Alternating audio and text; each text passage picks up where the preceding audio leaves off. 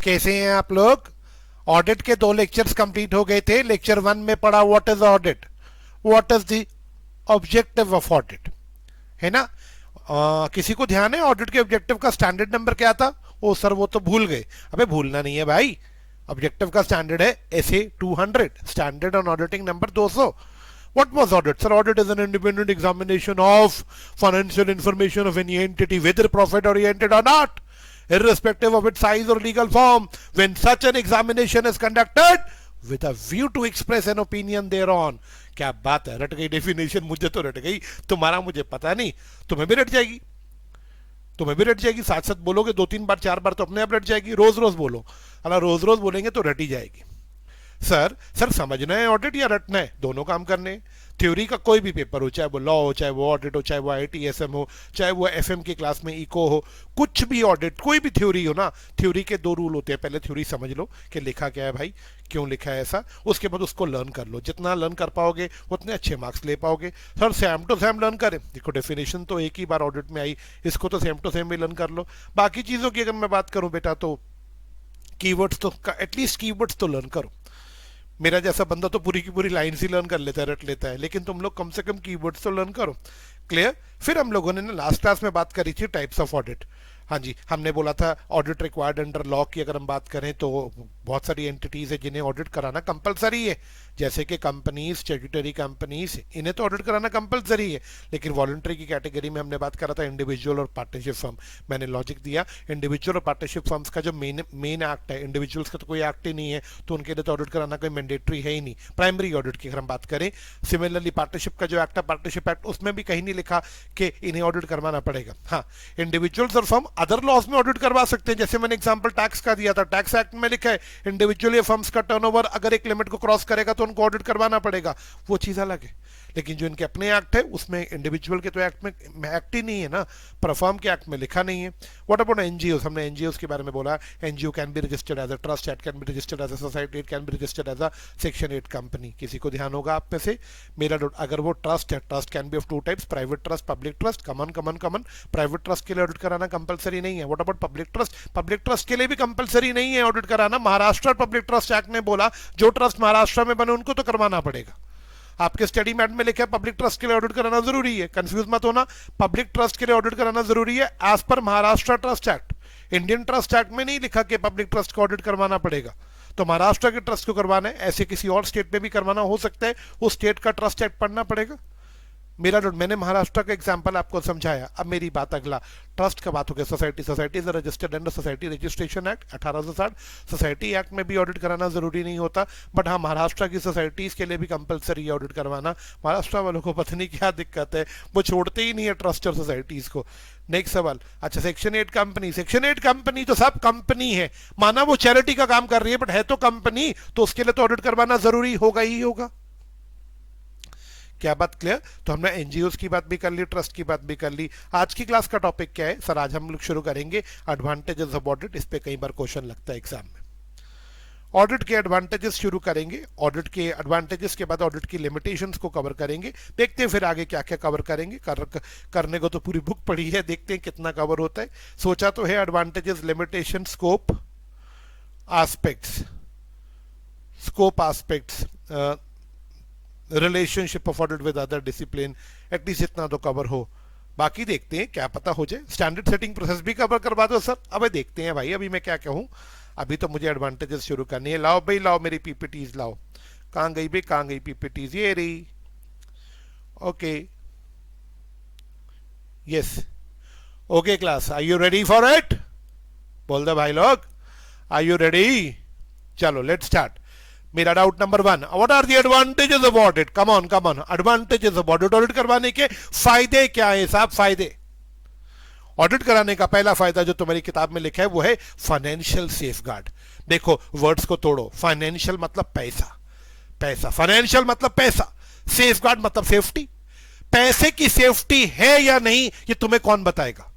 Sir किसके पैसे की सेफ्टी? वो पैसा जो हमारे घर में पड़ा है? नहीं, वो पैसा जो तुम लोगों ने कंपनियों में लगाया है। सपोज करो मेरे पापा ने रिलायंस में 1 करोड़ रुपए लगाया, अब मेरे पापा बोल रहे यार मैंने 1 करोड़ रुपए लगा तो दिया रिलायंस में, क्या मेरा फाइनेंस मेरा पैसा सेफ है वहां पे?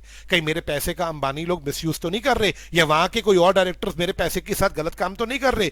मैंने कहा पापा मैं आपको रिलायंस की बात बता देता हूँ, रिलायंस का फाइनेंशियल ईयर 19-20 का डेटा देखिए सब लोग मेरे सामने। रिलायंस का टर्नओवर 659,205 करोड़, 6,59,205 करोड़ का। नेटवर्थ देखिए 3,75,734, 3,75,734 करोड़। प्रॉफिट आफ्टर टैक्स भी 44,324 करोड़। पापा बोले अबे ये इतनी लंबी लंबी फिगर क्यों बता रहा है, मुझे ये बता, मैंने इसमें 1 करोड़ लगाया, मेरा पैसा सेफ है। मैंने कहा पापा तुम्हें अपने 1 करोड़ की पड़ी है, नेटवर्थ देखो 3,75,734 करोड़ की, कितना करोड़ों रुपया लोगों ने इस कंपनी में लगाया। बोले तो मैंने कहा पापा इन सबके मन में भी वही डाउट है जो तुम्हारे मन में डाउट है, क्या हमारा 3,75,734 करोड़ रुपए की नेटवर्थ सेफ है? भाई सर नेटवर्थ क्या होती है? कैपिटल प्लस रिजर्व, लोगों का पैसा है, क्या ये पैसा सेफ है? मेरे पापा के मन में जो डाउट है वही दुनिया के मन में डाउट है कि हमने इतना पैसा इस कंपनी में लगाया, क्या हमारा पैसा सेफ है? भाई और बहनों बताओ क्या ये डाउट जायज है? इन लोगों को डर है कि यार इस कंपनी में हमने इतना पैसा लगाया, क्या हमारा पैसा सेफ है? तो जवाब है ऑडिट। ऑडिटर ने जब ऑडिट किया उसने कहा मैं रीजनेबल एश्योरेंस देता हूं। कमन कमन कमन, कौन सी एश्योरेंस? रीजनेबल। रीजनेबल मतलब मैक्सिमम एश्योरेंस। मैंने पूरा ऑडिट किया है जी, मैं रीजनेबल एश्योरेंस देता हूं, ये प्रॉफिट्स ये नेटवर्थ बिल्कुल जेन्युइन है, आप लोगों का पैसा सेफ है, कंपनी में कोई बड़ा फ्रॉड, कोई भी फ्रॉड नहीं मिला मुझे। ऑडिटर अगर ऐसा कह दे कि मैं रीजनेबल एश्योरेंस दे रहा हूं, कंपनी में बिल्कुल ट्रू एंड फेयर व्यू है, there is no material misstatements, come on, तो क्या मेरे पापा और बाकी लोग संतुष्ट हो जाएंगे? Will they B satisfied? Yes sir. उनको सेफ्टी हो जाएगा, उनको लगेगा यार हमारा पैसा सेफ है। किसने उनको सेफ्टी दी? ऑडिटर ने। ऑडिटर ने ऑडिट करके बोला जी मैंने पूरा चेक कर लिया, आई रीजनेबली एश्योर। सर क्या ऑडिटर ये बात बोलता है मीटिंग में आके? नहीं, उसकी रिपोर्ट बहुत कुछ बोल देती है। अगर ऑडिटर ने रिलायंस की रिपोर्ट लिख दी कि I give a reasonable assurance that financial statements में कोई गलती नहीं है बड़ी, तो बेटा जितने भी लोगों ने पैसा लगाया है उनको एक सेफ्टी होगी, वो कहेंगे वाह यार ऑडिटर ने कह दिया अब तो टेंशन नहीं है। तो यानी ऑडिट एक फाइनेंशियल सेफगार्ड है। किसके लिए फाइनेंशियल सेफगार्ड है? उन लाखों इन्वेस्टर्स के लिए जिन्होंने कंपनी में पैसा डाला। बोलो भाई और बहनों, क्या फर्स्ट पॉइंट समझ आया?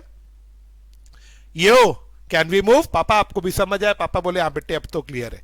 अब बात आई सेकेंड एडवांटेज की। I hope first advantage clear है। Can we move to second advantage? बोल दो भाई, can we move to second advantage? Yes sir. Moral check on employees. Employee की चेकिंग। बेटे एम्प्लॉय चाहे दुकान का हो, चाहे कंपनी का हो, चाहे फैक्ट्री का हो, चाहे किसी भी जगह का एम्प्लॉय हो, चोरी करने से बाज नहीं आता, हेरा फेरी करने से बाज नहीं आता। से यस और नो। अरे घर में जो मेड होती है ना वो भी चोरी करती है। से यस और नो? बिल्कुल सर, एम्प्लॉय की फितरत ही है। सारे एम्प्लॉय फ्रॉड नहीं करते सर, ऐसा भी मत बोलो। मेरे पापा भी कहीं एम्प्लॉय थे, तुम्हारे में से किसी के पापा भी एम्प्लॉय होंगे, डोंट टेक इट अदरवाइज। मैं पर्सनली नहीं किसी को कह रहा, मेरा डाउट। बहुत सारे एम्प्लॉयज की ना फितरत होती है, फितरत समझते हैं, दे हैव अ हैबिट, उन्होंने फ्रॉड करना है। कौन चेक करेगा कि एम्प्लॉय फ्रॉड कर रहा है या नहीं? बुलाओ ऑडिटर को। ऑडिटर भाई आइयो जरा। ऑडिटर जब ऑडिट करेगा वो एक एक हिसाब किताब मिलाएगा, पता लग जाएगा कि कहीं पे गड़बड़ है या नहीं है। मान लो ऑडिटर ऑडिट कर रहा था जी, देखो इसका एग्जांपल देता हूँ। अमेजॉन में, अमेजॉन का एग्जांपल सुनो, अभी हाल फिलहाल का 2020 का एग्जांपल है। मिस्टर, मेरे को तो नाम भी बोलना नहीं आ रहा, एन, शायद एन के साथ बोलता नेग्यूएन, नेगीवन, या एन साइलेंट रख के बोलो ग्यूएन, जो मर्जी बोलो। ये मिस्टर नेगीवन थे। इन्होंने साहब क्या किया अमेजोन के अंदर, देखो ध्यान से सुन लो। ये ना इंचार्ज थे, इनका काम था अमेजोन की, तो आई होप आपको सबको अमेजोन के बारे में पता है। ये ना इंचार्ज थे जो लोग ना सामान रिटर्न करते थे ना, अमेजोन पे बहुत लोग सामान खरीद के रिटर्न करते थे, नहीं पसंद आया तो ये लोग ना उनको रिफंड इशू करते थे। जैसे मैंने मान लो अमेजोन से कोई चीज़ परचेज करी, मुझे वो चीज़ पसंद नहीं आई तो मैं रिफंड मैं वापस कर दूंगा। जब मैं अमेजोन को सामान रिटर्न करूंगा तो अमेजोन मुझे रिफंड करेगा। मिस्टर नेगुएन इंचार्ज थे रिफंड प्रोसेस के, मतलब कोई भी बंदा सामान रिटर्न करता था तो उसको रिफंड देने का काम मिस्टर नेगुएन का था। मिस्टर नेगुएन ने तो साहब हेरा फेरी कर दी।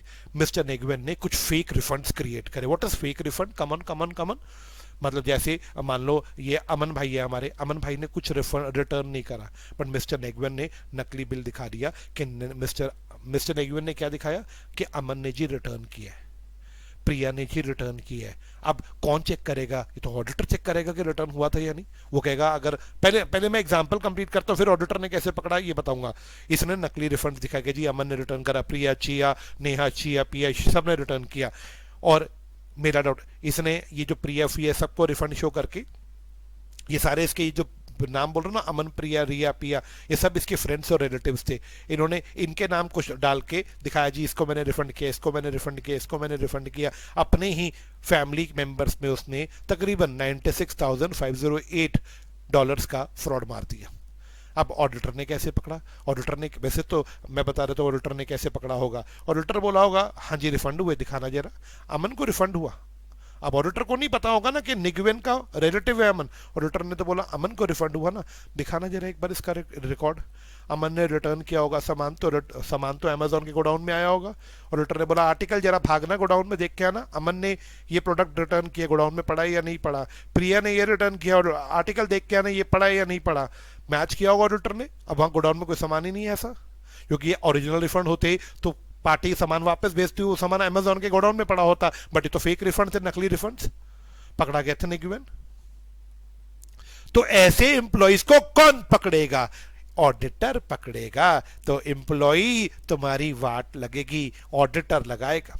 It is a moral check on employees. Employees का चेक हो जाएगा, मोरल मतलब एम्प्लॉइज की चेकिंग हो जाएगी, मोरल चेक। उनकी आदतें पता लगेगी कि वो फ्रॉड, डिफल्केशन, मैनिपुलेशंस कर रहे हैं या नहीं कर रहे, घोटालेबाजी कर रहे हैं या नहीं कर रहे। तो पहला फायदा शेयर होल्डर्स को, इन्वेस्टर्स को। दूसरा फायदा, ये फायदा किसको होगा? एम्प्लॉय को फायदा है, ऑडिट होने से ही एम्प्लॉय को तो नुकसान है। फायदा तो अगेन इन्वेस्टर को इस पॉइंट का।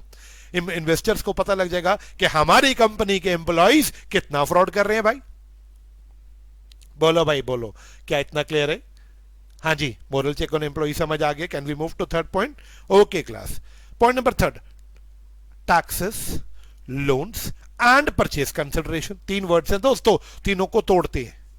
पहले बेटा टैक्स कैलकुलेट होता है नेट प्रॉफिट्स पे। आई होप आपको पता है। मैं इनकम टैक्स की बात करता हूं। हम जो इनकम टैक्स पे करती है, कंपनीज जो इनकम टैक्स पे करती हैं, हम कंपनीज का एग्जांपल ले रहे हैं। कंपनीज जो टैक्स पे करती है वो अपने नेट प्रॉफिट्स पे करती है। एग्री? सेकेंड, लोन जो हम लोग लेते हैं उसके लिए बैंक हमारी नेटवर्थ चेक करता है। मान लो किसी कंपनी को लोन चाहिए तो loans are granted after checking the net worth. Agree? Purchase, अगर हमें किसी का बिजनेस परचेज करना है, मान लो मुझे किसी कंपनी को टेक ओवर करना है, तो अगेन मैं उसके नेट एसेट्स देखूंगा पहले। अब आप इन तीनों वर्ड्स पे ध्यान देना। टैक्स कैलकुलेट करने के लिए नेट प्रॉफिट्स देखे जाते हैं, लोन लेने के लिए बैंक हमारी नेटवर्थ देखता है, हमें किसी का बिजनेस टेक ओवर करना है तो हम उसके नेट एसेट्स देखते हैं। से यस और नो? Yes class. अब मैं आपको एक सवाल पूछता हूं। मैं परचेज कंसिडरेशन वाला एग्जांपल लेता हूं। Okay, let me take an example. Suppose करो मुझे तुम्हारा बिजनेस टेक ओवर करना है, तुम्हारे नेट एसेट 55 लाख रुपए की है। मैंने तुम्हें बोला भाई तुम्हारे एसेट 55 लाख के हैं, ये 55 लाख पकड़ो, अपना बिजनेस मुझे दे दो। तुमने कहा जी हाँ जी ले लो। अब मैं कैसे मान लो तुम्हारे नेट एसेट सही है 55 लाख?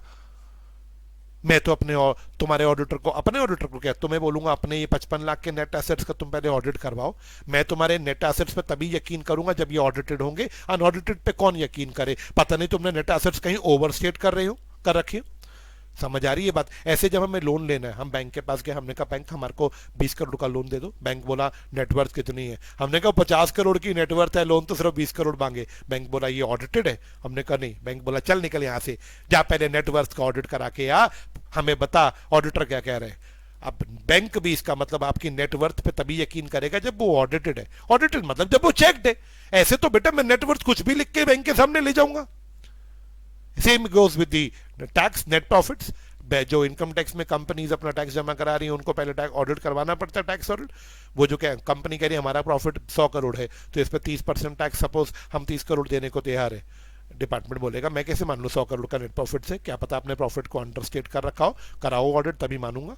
तो इसका मतलब आपको टैक्स कैलकुलेट करने में, आपको बैंकों से लोन लेने में, आपको किसी का बिजनेस टेक ओवर करने में, इन सब जगहों पे आप बुक्स पे रिलाई नहीं करते जब तक वो बुक्स क्या ना हो, ऑडिटेड ना हो।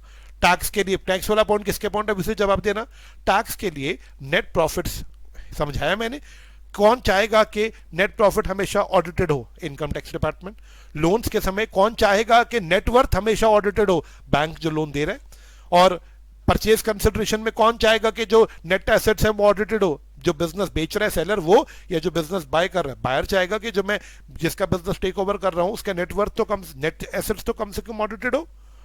तो बोलो क्या ये वाली बात क्लियर है? पहला पॉइंट फाइनेंशियल सेफगार्ड, मैं रटवा नहीं रहा जी, मेरा काम रटवाने का नहीं है, चीज समझ लो, रट तो अपने आप जाएगी। सेकंड पॉइंट एम्प्लॉय की चेकिंग होगी। थर्ड पॉइंट तो एक ऐसा पॉइंट आ गया कि जी लोन निकाल देना, टैक्स वगैरह, परचेज कंसिडरेशन में फायदा होता है अगर अकाउंट्स ऑडिटेड हो तो। बोलो जी क्या क्लियर है? हाँ जी, अपने को इतना पॉइंट समझ आ गया भाई और बहनों? या यो क्लियर है?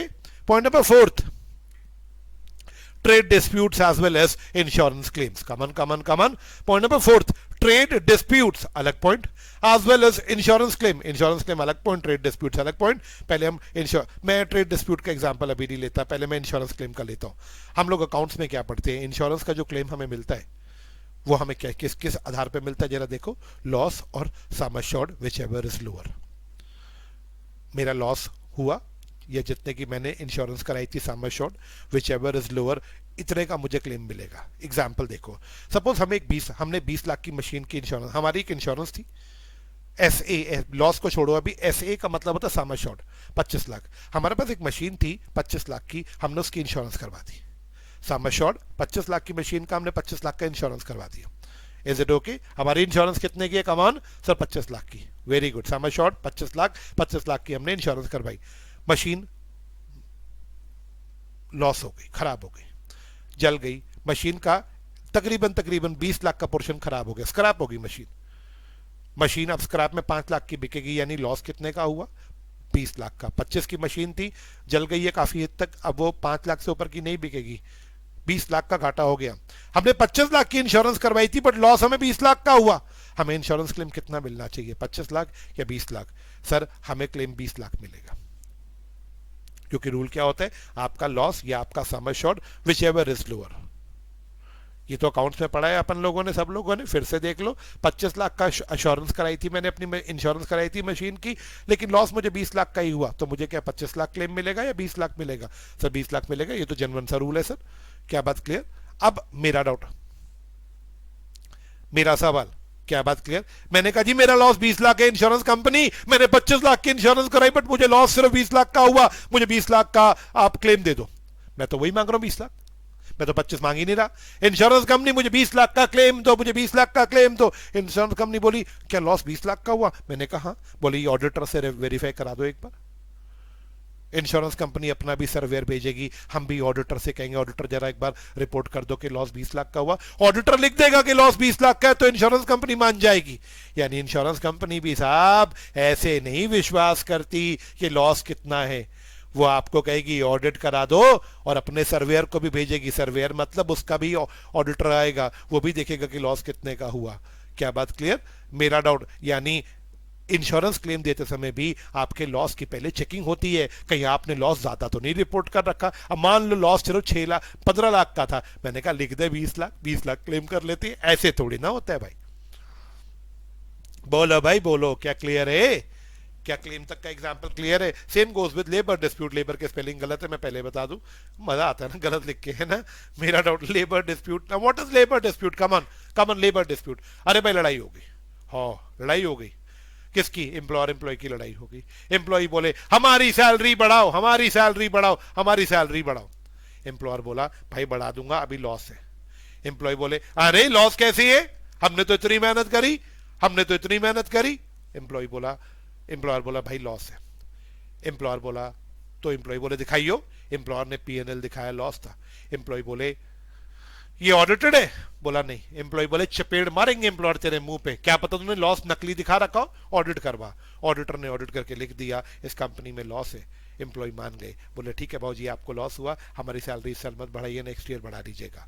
Moral of the story, employee कभी भी ज्यादा लॉस या एम्प्लॉय कभी भी ज्यादा सैलरी या बोनस के लिए डिमांड कर रहे हैं, लेकिन हम लॉस में हैं, हम नहीं दे पाएंगे। हम उन्हें कैसे यकीन कराएं कि हम लॉस में हैं, हम झूठ नहीं बोल रहे, हमारा ऑडिटर यकीन करा देगा, हमें यकीन कराने की जरूरत ही नहीं है। क्या मेरी बात समझ आया? तो एम्प्लॉय के साथ कभी भी डिस्प्यूट हो जाए with regard to wages, with regard to bonus, तो प्रॉब्लम नहीं है, डरने की जरूरत नहीं है, ऑडिटर बचा देगा। ये ट्रेड डिस्प्यूट का एक एग्जांपल भी आपके सामने है, आप देख सकते हैं। ये डायग्राम आपके सामने है, आप देख सकते हैं। ये एग्जांपल तो वही है, ट्रेड डिस्प्यूट 20-25 लाख वाला। ये देखिए एम्प्लॉय बैठे हैं सड़कों के ऊपर, ऑन स्ट्राइक, हमारी सैलरी बढ़ाओ, हमारी सैलरी बढ़ाओ। अब एम्प्लॉयर कैसे जस्टिफाई करेगा? वो बोलेगा भाई मैं लॉसेस में हूँ। ये कहेंगे जरा दिखाइए एक बार अकाउंट्स अपने। अकाउंट्स देख के ये लोग मान सकते हैं। सर नहीं माने तो बेटे फिर तो क्या, ये तो डेडलॉक वाली बात हो जाएगी, मानना तो पड़ेगा ना। हम ऑडिट के एडवांटेजेस पढ़ रहे हैं, हम लोग कोई मैनेजमेंट की क्लास में थोड़ी ना बैठेंगे, एम्प्लॉय नहीं माने तो कैसे मनाएंगे। क्लियर? चलिए मूविंग टूवर्ड्स नेक्स्ट पॉइंट। अब पॉइंट नंबर 5 आया। देखो अभी तक 4 पॉइंट पढ़े। पहला पॉइंट फाइनेंशियल सेफ गार्ड था, दूसरा एम्प्लॉय की चेकिंग थी, तीसरा पॉइंट आपका लोन्स वगैरह था, लोन्स टैक्सेस वगैरह। चौथा पॉइंट में हमने पढ़ा एम्प्लॉय के साथ लड़ाई झगड़ा हो जाए तो सॉल्व करने में फायदा होगा। अब बात वेस्टेज एंड लॉसेस की आई। देखो बेटा होता क्या, loss due to misuse of authority. आपको एक बात समझनी चाहिए, कई लोग क्या करते हैं, कई एम्प्लॉइज क्या करते हैं बेटा, अपनी अथॉरिटी का गलत यूज करते हैं, that is called miss use, दुरुपयोग। कई लोग अपनी अथॉरिटी का मिस यूज करते हैं। एग्जाम्पल कैशियर, सपोज करो बहुत सारे कैशियर्स गलत काम करते हैं, बहुत सारे। मैं नहीं बोल रहा सारे, मेरे को पता है आप लोग मेरे को डांट लगा दोगे। कैशियर, मान लो हमारा एक कैशियर है, ठीक है, यही अकाउंटेंट भी है। ये तो सबसे बड़ा ब्लेंडर है। क्या बोला आपने? कैशियर ही अकाउंटेंट भी है। सपोज करो जो बंदा कैश संभाल रहा है वही हिसाब किताब बना रहा है। कमन कमन कमन, जो बंदा कैश संभाल रहा है, कैश संभाल रहा है, वही हिसाब किताब बना रहा है। बताओ ये अपनी अथॉरिटी का कैसे मिसयूज करेगा? सर खर्चे ज्यादा डाल सकते हैं, इसके पास तो कैश पड़ा है, इसने हिसाब लगाया आज की सेल 25,000 है, कह रहा है सेल 25,000 है, खर्चे सिर्फ 5,000 है, 20,000 रुपया मालिक को देना है, इसने फालतू खर्चा 1,000 डाल दिया। और बोला बाबूजी खर्चे 6,000 थे, ये लो कैश पकड़ो 19,000। बॉम अपने मालिक को 20-25 की सेल में 5 के खर्चे 20,000 देना था, 1,000 का खर्चा फालतू डाल के 19 पकड़ा दिए। क्योंकि इसके पास पावर देखो ना, नोट भी इसकी जेब में है और किताब भी इसी ने, हिसाब भी इसी ने बनाना है, तो कोई भी खर्चा डाल के ये पैसे चोरी करेगा, अपनी जेब में डालेगा। सर ये तो अपनी अथॉरिटी का बिल्कुल मिसयूज कर रहे हैं। सर हमने तो ये सोचा ही नहीं था। बहुत सारे बिजनेसमैन, बहुत सारे बिजनेस मेरे, मैं जब ऑडिट पे जा रहा हूं तो मेरे बहुत सारे क्लाइंट्स ऐसे हैं जिन्हें ये पता ही नहीं है कि ये 2 रोल कभी भी एक बंदे को नहीं देने चाहिए। ये 2 रोल कभी भी एक बंदे को नहीं देने चाहिए। अगर तू कैशियर है भाई तो तू कैशियर रहे, तुझे अकाउंटेंट नहीं बनाएंगे। अगर तू अकाउंटेंट है तो तू अकाउंटेंट रहे, तुझे कैशियर नहीं बनाएंगे। क्या बात समझ आ रही है? अब कैशियर अकाउंटेंट नहीं है। कैशियर का काम क्या है? जितना कैश होगा सारा काउंट करना है। अकाउंटेंट का काम है सारा हिसाब बनाना है। दोनों फिर बैठ के, दोनों को एक दूसरे से बात करने की परमिशन नहीं है। कैशियर के पास जितना कैश है वो अपने पास रखे, अकाउंटेंट सारा हिसाब बनाए। बॉस पहले अकाउंटेंट को कमरे में बुलाएगा, अकाउंट चेक करेगा, फिर कैशियर को बुलाएगा। क्या गजब है साहब, कितना बढ़िया सिस्टम है। दोनों को मना कर रखा है एक दूसरे से बात करने के लिए। मेरा डाउट देखिए, हमारे कैशियर साहब बैठे हैं, कितना मिसयूज कर रहे हैं अपनी अथॉरिटी का। क्या बात समझ आई आपने? सर तो इस केस में क्या करना चाहिए? ये कौन पकड़ेगा? सर ऑडिटर ने पकड़ लिया। सर एक बात तो ऑडिटर पकड़ लेगा, लेकिन ऑडिटर क्लाइंट को समझाएगा, बोलेगा ऐसे लोगों को डबल रोल मत दो। अगर ये अकाउंट्स बना रहा है तो इसे कैश मत लिखो, कैशियर है तो इसे अकाउंटेंट मत बनाओ, इससे एक रोल छीन लो। ऐसे लॉसेस को कौन पकड़ते हैं? ऑडिटर सिर्फ लॉसेस पकड़ते हैं या सजेशंस भी देता है? क्लाइंट मैं आपको सजेस्ट कर रहा हूं, प्लीज ये काम बंद कराओ, एक अलग बंदा और रखो जो कैशियर हो, और एक बंदा ये तो है, इनको अकाउंटेंट बना दो, एक कैशियर और रख लो, या इन्हें कैशियर बना दो, एक अकाउंटेंट और रख लो। कौन बताता है कि क्लाइंट आपको लॉसेस हो रहे हैं, आपके कंट्रोल्स वीक है? कंट्रोल्स क्या होते हैं? आपकी पॉलिसीज खराब है। क्लाइंट ये क्या पॉलिसी है कि कैशियर और अकाउंटेंट सेम आदमी? क्लाइंट बोला हाँ जी ऑडिटर साहब आपने बड़ा अच्छा समझाया, हम इसको अभी चेंज कराते। क्या बात क्लियर? क्या आपने को ये वाला पॉइंट समझ आया? अब देखिए मेरा पॉइंट नंबर 5 अभी हमने डिस्कस किया, कोई भी वेस्टेज या लॉसेस होगा तो हो सकता है क्लाइंट को ना दिख रहा हो, ऑडिटर देख के बताएगा, क्योंकि ऑडिटर आज के जमाने का इंटेलिजेंट आदमी है, वो बता देगा कि कहाँ पे कमियां हैं। दरअसल देखिए एक इसको मैं और अच्छा समझाता हूँ, ये स्लाइड अभी 2 मिनट बाद डिस्कस करेंगे, मैं पुरानी स्लाइड पे वापस जा रहा हूँ। देखो बेटा ऑडिटर, तो एक बात याद रखना, क्लाइंट को बिजनेस करना आता है। क्लाइंट को ये नहीं पता लग पाएगा कि उसके यहाँ क्या क्या, किस तरह के, किस किस जगह पे कमजोरियां हैं, किस किस जगह पे गड़बड़ हो सकती है। ऑडिटर ने बहुत सारे बिजनेसेस का ऑडिट किया होता है, ऑडिटर का रोज का काम होता है ये देखना कि कहां कहां फ्रॉड हो रहे हैं। तो मेरा सवाल, कौन क्लाइंट को बता देगा? ऑडिटर बता देगा कि आपको कहां पे वेस्ट या कहां पे आपका पैसा लॉस हो रहा है, प्लीज इसको ठीक करिए। क्या बात क्लियर है? Can we move? तो हमारे 5 पॉइंट डिस्कस हो चुके हैं, एक बार फिर से बोलना। पहला फाइनेंशियल सेफगार्ड था, दूसरा एम्प्लॉय की चेकिंग था, तीसरा आपके लोन्स और टैक्सेस का पॉइंट था, चौथा पॉइंट आपका कौन सा था? कमन कमन कमन लेबर डिस्प्यूट्स आ गए तो उसके ऊपर डिस्कस किया, और पांचवा पॉइंट अभी हमने डिस्कस किया वेस्टेज एंड लॉसेस का, पॉइंट नंबर 6। अब आई बात पांचवा पॉइंट के बाद point number 6, proper books of accounts kept और नॉट। अब इसका क्या मतलब है proper books of accounts kept और नॉट? मान लो ये एम्प्लॉयज पहुंच गए, ये एम्प्लॉयज बोले बाबूजी हम लोग बड़े परेशान हैं, ये हमारे देवानंद साहब एम्प्लॉयर है, ये बैठे हैं, बोले क्या दिक्कत है? बोले बाबूजी आए दिन ना हमारे यहाँ जीएसटी वाले छापा मारते। देवानंद ये एम्प्लॉयर जो कुर्सी पे बैठे हैं ये बोले छापा क्यों मारते जीएसटी वाले? बोले साहब जीएसटी वाले कहते हैं कभी कोई ना कोई तुम्हारी ये वाली बुक पूरी नहीं है, तुम्हारा ये वाला किताब पूरी नहीं है, ये डॉक्यूमेंट्स तुम्हारे पूरे नहीं है, तुमने ये रिटर्न जमा नहीं कराया। तो एम्प्लॉयर क्या बोले एम्प्लॉइज को, ऐसा कैसे हो सकता है? जीएसटी वाले रोज क्यों परेशान करते हैं? बुलाओ मुंशी जी को, मुंशी मतलब अकाउंटेंट जी को, ये जो अकाउंटेंट थे जिनका काम था कागज वगैरह सारे पूरे करना। मुंशी जी, मुंशी जी बोले, मुंशी जी आगे हाथ जोड़े खड़े हो गए, हाँ जी बाजी बोलिए। मुंशी जी जीएसटी के सारे कागज पूरे जमा कराए हैं आपने? हाँ जी। जीएसटी की पूरी बुक्स बनाते हो? मुंशी जी बोले हाँ जी। एम्प्लॉइज बोले सर इन्होंने सब कुछ अगर प्रॉपर बुक्स बनाई है जीएसटी के अंदर, सारे कागज जमा कराए हैं, तो आए दिन क्यों जीएसटी वाले हमें परेशान करने आ जाते हैं? एम्प्लॉइज बोले। एम्प्लॉयर ने पूछा मुंशी जी से, मुंशी जी क्या बात है भाई, जीएसटी वाले क्यों परेशान करती है? मेरा सवाल। मुंशी जी बोले बाबूजी मैंने तो सब कुछ बनाया जितना मुझे समझ आया। तो एम्प्लॉयर ने कहा एम्प्लॉइज बोले सर हमें नहीं पता, आए दिन जीएसटी वाले तंग करते हैं फैक्ट्रीज में। तो एम्प्लॉयर ने क्या किया, सीए को कॉल किया। ये मैडम सीए बैठी थी। Hello madam, how are you? You looking very smart. Sorry मेरा डाउट मैडम, ये सर बोलिए सर। मैम जीएसटी की लोग हमारे को रोज परेशान कर रहे हैं। एम्प्लॉयर मैडम से बात कर रहे हैं। तो वाई वाई मैम? तो मैम बोली सर मैंने आपका रिकॉर्ड चेक किया, आपने जीएसटी में प्रॉपर बुक्स बनाई ही नहीं है। जीएसटी में भी प्रॉपर बुक्स बनानी है, प्रॉपर रिटर्न जमा कराने हैं। मैडम बोली सर आपने प्रॉपर बुक्स बनाई नहीं है इसलिए जीएसटी वाले आपको तंग करते हैं, नहीं तो वो डिपार्टमेंट क्यों किसी को परेशान करेगा? तो मेरा डाउट, किसने पकड़ा कि आपकी बुक्स ठीक नहीं है इसलिए डिपार्टमेंट आपको तंग कर रहा है? आपके अकाउंटेंट मुंशी जी ने या एक प्रोफेशनल चार्टर्ड अकाउंटेंट ने? सर एक प्रोफेशनल चार्टर्ड अकाउंटेंट। आपके अकाउंटेंट को नहीं पता होगा कि आज के लॉज, क्योंकि लॉज अब चेंज हो रही है, पुराना जमाना चला गया, लॉज बदल रहे हैं, आए दिन लॉज में अमेंडमेंट्स आ रही है, नई नई बुक्स आपको मेंटेन करनी है, नए नए रिटर्न्स आपके पास आपको जमा करानी है। ये बात शायद आपके मुंशी आपके अकाउंटेंट को ना पता हो, लेकिन किसको पता होगी? सीए को, क्योंकि वो रेगुलर पढ़ाई करता रहता है। सीए का तो काम ही बेटा पढ़ना है पढ़ना है पढ़ना है पढ़ना है पढ़ना है। तो क्या आपकी बुक्स प्रॉपर हैं या नहीं है? क्या डिपार्टमेंट आपको परेशान करेगा या नहीं करेगा? छोड़ दो ना ये बात, ये आपका सीए आपको बता देगा। छोड़ो मुंशी जी को, बात करो सीधा सीए मैडम से। तो मेरा प्रॉपर बुक्स वाला पॉइंट समझ आया? आई होप आपको ये डायग्राम क्लियर है। यस, कमिंग बैक, हमने 6 एडवांटेजेस पढ़ लिए। फाइनेंशियल सेफगार्ड हो गया, आपका मोरल चेक हो गया, कमन कमन कमन, थर्ड आपका लोन्स वाला पॉइंट हो गया, चौथा आपका एम्प्लॉय डिस्प्यूट्स होगी, पांचवा वेस्टेज एंड लॉसेस का पॉइंट डिस्कस किया हमने, छठा पॉइंट प्रॉपर बुक्स मेंटेन्ड और not.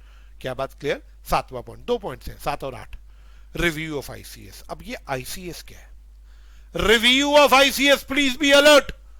What is ICS? ICS stands for Internal Control System. Common, common, common. Internal Control System. Common, common, common. Internal Control System. Internal Control System. Internal Control System. Sir क्या हो गया बेटे? ये word ही ऐसा है कि बस जपते रहो, internal control system, internal control system, internal control system. इतनी बार जप लो कि दुखी हो जाओ जब जप के। ये वर्ड ही तो पूरी ऑडिट की जान है। Review of ICS, ICS stands for internal control system. पहले तो ये वर्ड मेरे साथ 5 बार बोलो, internal control system, internal control system, internal control system, internal control system, internal control system. 5 बार बोलने के बाद तुम ये तो कहोगे सर कुछ तो है इस वर्ड में, तभी सर इतनी बार चिकवा रहे हैं। मेरा सवाल, ये देखिए हमारे एम्प्लॉय साहब खड़े हाथ में मशीन लेके, पहले तो समझते हैं what is internal control system. अरे भाई मेरा सवाल, यस बेटा देखो इंटरनल कंट्रोल सिस्टम एक बड़ा वर्ड है। मेरा सवाल, इंटरनल कंट्रोल सिस्टम एक बड़ा वर्ड है। अभी के लिए मैं बस एक वर्ड बोलूंगा, अभी के लिए प्लीज मेरी रिक्वेस्ट है। मेरा सवाल, अभी के लिए मैं बस एक वर्ड बोलूंगा। इंटरनल कंट्रोल सिस्टम का मतलब ऑर्गेनाइजेशन की पॉलिसीज, किसी फैक्ट्री की, किसी ऑफिस की, किसी कंपनी की, किसी दुकान की पॉलिसीज। दोबारा बोला, किसी दुकान की पॉलिसीज, किसी दुकान का काम करने का तरीका। मैं इसको बहुत डिटेल में पढ़ाऊंगा और फनी तरीके से पढ़ाऊंगा, बोर नहीं करूंगा बिल्कुल भी, लेकिन अभी नहीं। ठीक है, देखो इंटरनल कंट्रोल सिस्टम का मतलब एक बार बोलो, एक वर्ड सिर्फ सर, ऑर्गेनाइजेशन की पॉलिसीज, उसके काम करने का तरीका। क्या एक ऑर्गेनाइजेशन की पॉलिसी सही है, वो ठीक से काम कर रहा है या नहीं कर रहा, इसका रिव्यू। रिव्यू क्या होता है? रिव्यू का मतलब चेकिंग। एक ऑर्गेनाइजेशन की पॉलिसीज की चेकिंग भी ऑडिटर कर देगा। आईसीएस की जगह वर्ड क्या बोलो? पॉलिसीज। रिव्यू का मतलब चेकिंग। एक ऑर्गेनाइजेशन की पॉलिसीज ठीक से चल रही है या नहीं, एक ऑर्गेनाइजेशन ठीक से काम कर रहा है या नहीं, ये भी कौन चेक कर देगा? ऑडिटर। ऑडिटर ऑर्गेनाइजेशन के काम करने का तरीका पूरा देख लेगा, ऑर्गेनाइजेशन का पूरा आईसीएस रिव्यू कर लेगा। एग्जांपल, ये सिक्योरिटी गार्ड था, ऑर्गेनाइजेशन की पॉलिसी थी, ऑर्गेनाइजेशन की पॉलिसी है कि जो भी माल आएगा, जो भी माल जाएगा, चौकीदार उसको चेक करेगा। या माल का छोड़िए, सुबह अटेंडेंस लगाते हैं ना, गेट कीपर है हमारे, जो भी सुबह आएगा अटेंडेंस लगाएगा। गेट कीपर सब वहां खड़े रहेंगे। अगर कोई 9 बजे आ रहा है 9 बजे लिख के अपने साइन करेगा, कोई 9:10 पे आ रहा है 9:10 लिख के साइन करेगा, चौकीदार साहब चेक करेंगे। क्या बात? चौकीदार साहब वहीं खड़े रहेंगे। चौकीदार साहब का काम क्या होगा? देखना कि सब लोगों ने अटेंडेंस रजिस्टर में अपना टाइम और अपने साइन करें, और किसी ने टाइम ज्यादा तो नहीं लिख दिया, जल कम तो नहीं लिख दिया। कई लोग क्या करते, 9:30 आते हैं, मान लो टाइम 9 बजे का है, 9:30 आया, फटाफट 9 बजे लिख के अंदर घुस गया। चौकीदार साहब इस चीज को देखते हैं, है, बट क्या पता चौकीदार भी खराब हो, करप्ट हो। बहुत सारे इंप्लॉइज ने इसके साथ सेटिंग कर ली, 150 इसकी जेब में डाल देते हैं कि देख हम लेट आएंगे 15-20 मिनट, लेकिन हमारा अटेंडेंस ऑन टाइम ही लगनी चाहिए। अब 9 बजे का टाइम, एक एम्प्लॉय 9:20 पे आया, लेकिन उसने 9 बजे लिखा, चौकीदार को आंख मारी, चलता बना अंदर। ऐसे 9:25 पे आया, चौकीदार को आंख मारी, चलता रहा अंदर। चौकीदार के साथ सेटिंग थी सबकी। मेरा सवाल, सर यानी ऑर्गेनाइजेशन ने पॉलिसी तो बहुत अच्छी बनाई थी कि जो भी आएगा टाइम लिखेगा, चौकीदार वहां खड़ा रहेगा, लेकिन इस पॉलिसी में कमी कहां हो गई? चौकीदार मिल गया, चौकीदार बिक गया। 20-50 रुपए के चक्कर में ये चौकीदार बिक गया। कि सारे चौकीदार करप्ट होते हैं? मैं फिर बोल रहा हूं, नहीं नहीं नहीं नहीं नहीं, ये बोले चौकीदार साहब बिक गए। अब बताओ क्या हुआ? ऑडिटर ने कहा देखते हैं। ऑडिटर ने जब चेक करा, ऑडिटर को पता लग गया कि एम्प्लॉइज लेट आती है। ऑडिटर ने कहा आपका आईसीएस में कमजोरी है, आपकी पॉलिसी अच्छी थी लेकिन पॉलिसी का मिसयूज हो रहा है, आपकी पॉलिसी ठीक से फॉलो नहीं हो रही। आपने पॉलिसी बनाई थी कि सब लोग टाइम पे आए और सबका टाइम नोट डाउन हो चौकीदार के सामने, बट चौकीदार बिक गया, लोग लेट आ रहे हैं और चौकीदार उनको कुछ नहीं कह रहा। मैनेजमेंट बोली सर क्या करे, चौकीदार चेंज करे? बोला ना, चौकीदार चेंज करोगे तो दूसरा चौकीदार आएगा, ये लोग उसको, आपके एम्प्लॉयज उसको भी सेट कर लेंगे। आपको मैं सजेस्ट कर रहा हूं अपना इंटरनल कंट्रोल सिस्टम, आपकी पॉलिसीज थोड़ी चेंज करो। आप ये मशीन लगा लो अटेंडेंस के लिए, थंब मशीन, थंब मशीन समझती है ना, ये वाली मशीन लगा लो। मेरा डाउट, जो भी आ रहा है चौकीदार का कोई मतलब नहीं, चौकीदार बस वहां खड़ा रहेगा, जो भी आ रहा है अपना थंब लगाए, बारकोड रीडर या थंब रीडर से उसके अटेंडेंस रिकॉर्ड हो जाए। मेरा डाउट, ये किसने पकड़ा कि पॉलिसीज ठीक से फॉलो हो रही हैं, ये पॉलिसीज में कोई गड़बड़ हो रही है? ऑडिटर ने पकड़ा। क्या मेरी बात समझ आया? ऑडिटर को इसको पकड़ने का क्या फायदा? दोस्तों देखो, हम इस ऑर्गेनाइजेशन में ना टाइम के बेसिस पे सैलरी मिलती है, जो जितने घंटे काम करता है उसको उतनी ज्यादा सैलरी मिलती है। एग्री? सपोज करो अब एम्प्लॉय 9:30 आ रहा है, कोई 9:45 आ रहा है, लेकिन 9 बजे का टाइम चढ़ा रहा है, उसको सैलरी 9 बजे के हिसाब से मिल रही है। लेकिन कोई 1-1 घंटा लेट आ रहा है, सैलरी पूरी ले रहा है, तो ऑडिटर ने कहा तो सैलरी में गड़बड़ है, सैलरी ज्यादा पे हुई पड़ी है। इस तरह से सैलरी का फ्रॉड रोका जा सकता है। क्या बात समझ आया? Review of internal control system. मैं फिर बोल रहा हूँ, what is internal control system? बेटा इंटरनल कंट्रोल सिस्टम का मतलब एक ऑर्गेनाइजेशन का काम करने का तरीका, एक ऑर्गेनाइजेशन की पॉलिसीज। क्या बात क्लियर? एक ऑर्गेनाइजेशन की सारी पॉलिसीज। क्या ये पॉलिसीज इंप्लॉइज इनका मिसयूज तो नहीं कर रहे? ये कौन पकड़ेगा? ऑडिटर पकड़ेगा। क्या बात clear? Yes. Last but not the least, 8th point के साथ हमारी एडवांटेजेस खत्म होती है, admission oblique retirement of partners. दोस्तों मैं इसमें कुछ नहीं बोलूंगा, मैं तो आपको सिर्फ इतना बोलूंगा, पढ़ लो लाइन। Partners bring capital. जब कोई नया पार्टनर आता है तो पैसा लेके आता है, और जब कोई पार्टनर जाता है तो अपना कैपिटल और साथ में कुछ अगर प्रॉफिट्स हुए होते हैं तो वो लेके जाता है। अकाउंट्स आपको आता है, बताओ, जब कोई नया पार्टनर आता है तो कैपिटल लेके आता है, जब कोई जाता है तो कैपिटल वापस, अपना कैपिटल वापस लेके जाता है, साथ में अगर कुछ प्रॉफिट्स हुए होते हैं रिवैल्यूएशन करके तो रिवैल्यूएशन प्रॉफिट लेके जाता है। अब मान लो एक फर्म है, एक फर्म में 3 पार्टनर है, एबीसी, डी नाम का पार्टनर आना चाहते हैं। एबीसी ने बोला 50 लाख का कैपिटल लेके आ। वो बोला ऐसे कैसे ले, पहले अपने मुझे अकाउंट्स दिखाओ। एबीसी बोले देख ले हमारे अकाउंट्स। अब जो नया पार्टनर आ रहा है वो किसी भी कोई भी नया पार्टनर बच्चों आएगा तो वो पहले तो फर्म में घुस जाएगा सीधा, या फर्म के अकाउंट्स वगैरह देखेगा, फर्म की औकात देखेगा। नया पार्टनर ने आगे बोला पहले मुझे अपने अकाउंट दिखाओ, उसके बाद मैं डिसाइड करूंगा कि मैं इस फर्म का पार्टनर बनूं, 50 लाख लाऊं या ना लाऊं। अकाउंट्स ऑडिटेड होंगे तभी नया पार्टनर विश्वास करेगा। अनऑडिटेड अकाउंट्स पे तो कहेगा बकवास अकाउंट से मैं नहीं विश्वास कर रहा। Same goes for retirement. एक पार्टनर जा रहा है एबीसी में, सी जा रहा है। एबी बोले भाई सी ये ले अपना कैपिटल पकड़ जा। तो एबी बोले भाई अपना कैपिटल पकड़ और जा। सी बोला रिवैल्यूएशन प्रॉफिट्स। बोले देख ले रिवैल्यूएशन तो लॉस हुआ। अब सी बोला ऑडिट कराओ। मैं नहीं मानता ऐसे कि रिवैल्यूएशन लॉस हुआ। क्या मेरे दोस्तों को बात क्लियर? तो इसका मतलब जब भी कोई पार्टनर आएगा, कोई पार्टनर जाएगा, तो वो यकीन तभी करेगा जब अकाउंट्स ऑडिटेड होंगे। अगर अकाउंट्स अनऑडिटेड होंगे तो पार्टनर यकीन ही नहीं करेगा। बोलो बेटा क्लियर है ये वाला पॉइंट? हाँ जी बताओ। तो बेटा ये वाला पॉइंट आपको क्लियर है? Admission retirement of partners. एक छोटा सा पॉइंट और है, इसके बाद नेक्स्ट पॉइंट। चलिए नेक्स्ट पॉइंट डिस्कस करते हैं। 9th पॉइंट बनेगा शायद ये हमारा, मैं गलत हो सकता हूँ नंबरिंग में। आइए government assistance. Come on, what is government assistance? सरकार से मदद। अब सपोज करो मैं आपको एक एग्जांपल देता हूं। मैंने एक वो लगाना है, क्या कहते हैं उसको, एक अपना प्लांट लगाना है, एक वेयर हाउस लगाना है जहां पे मैं पोटैटोज रखूं। ठीक है, जो किसान लोग होते हैं ना जब ये अपना आलू उगाते हैं तो ये वेयर हाउस में रखवाते हैं। मैं एक वेयर हाउस लगाना चाहता हूँ, बहुत बड़ा वेयर हाउस, जहाँ पे एक सारे किसान लोग अपना आलू आके मेरे पास रखवा सकते हैं। और क्योंकि एकदम तो उनका आलू सारा बिकता नहीं है, जिसने किसी ने कितना क्विंटल आलू बनाया, किसी ने कितना क्विंटल आलू उगाया, वो सबका आलू मैं अपने वेयर हाउस पे रखूंगा। उनसे थोड़ा बहुत किराया लूंगा, नॉर्मल किराया जो होता है, ठीक है, जो किराया होता है। और जब जिस किसान को अपना आलू जहां बेचना है वो मुझसे ले अपने गोडाउन, मेरे गोडाउन से निकाल के लेके चला जाएगा। सबका मैंने किसी से खरीदा नहीं है आलू, मैंने उनको पार्किंग दी है। वो अपना अपना आलू, किसी के पास 1 ट्रॉली आलू है, किसी के पास 2 ट्रक आलू है, वो मेरे गोडाउन में रख सकता है कोल्ड स्टोरेज में। मेरे कोल्ड स्टोरेज में उसका आलू खराब नहीं होगा। उसको जब बेचना निकाल के ले जाए, मुझे रेंट दे जाए। क्या बात क्लियर? तो मेरा सवाल अब इसके लिए बेटा, मैंने गवर्नमेंट को बोला गवर्नमेंट मैं कोल्ड स्टोरेज खोल रहा हूँ जिसमें 10 करोड़ रुपए का खर्चा है, और मैं यहाँ पे फार्मर्स का आलू रखूंगा। गवर्नमेंट की एक स्कीम है इस समय। गवर्नमेंट तकरीबन आपको 2 करोड़ रुपए का, 1.5 से 2 करोड़ रुपए का ग्रांट देगी। ग्रांट क्या होता है? आपको हेल्प करेगी। गवर्नमेंट बोलेगी बहुत अच्छा काम कर रहे हो तुम फार्मर्स के लिए कोल्ड स्टोरेज खोल रहे हो। मैं फ्री में कोल्ड स्टोरेज नहीं खोल रहा, लेकिन गवर्नमेंट एक्चुअली क्या, बहुत सारे कोल्ड स्टोरेज गवर्नमेंट के जो थे ना वो बंद हो गए हैं, प्राइवेट कम है। गवर्नमेंट इस समय ना इंसेंटिव दे रही है कि अगर कोई कोल्ड स्टोरेज खोलना चाहता है तो मैं उसको ग्रांट दूंगी। मैंने कहा गवर्नमेंट 10 करोड़ का ये बिजनेस है, इसमें गवर्नमेंट बोली 2 करोड़ हम देंगे, आप शुरू करो काम। अब मेरा मैंने प्लांट जगह खरीद ली और बनाना शुरू कर दिया।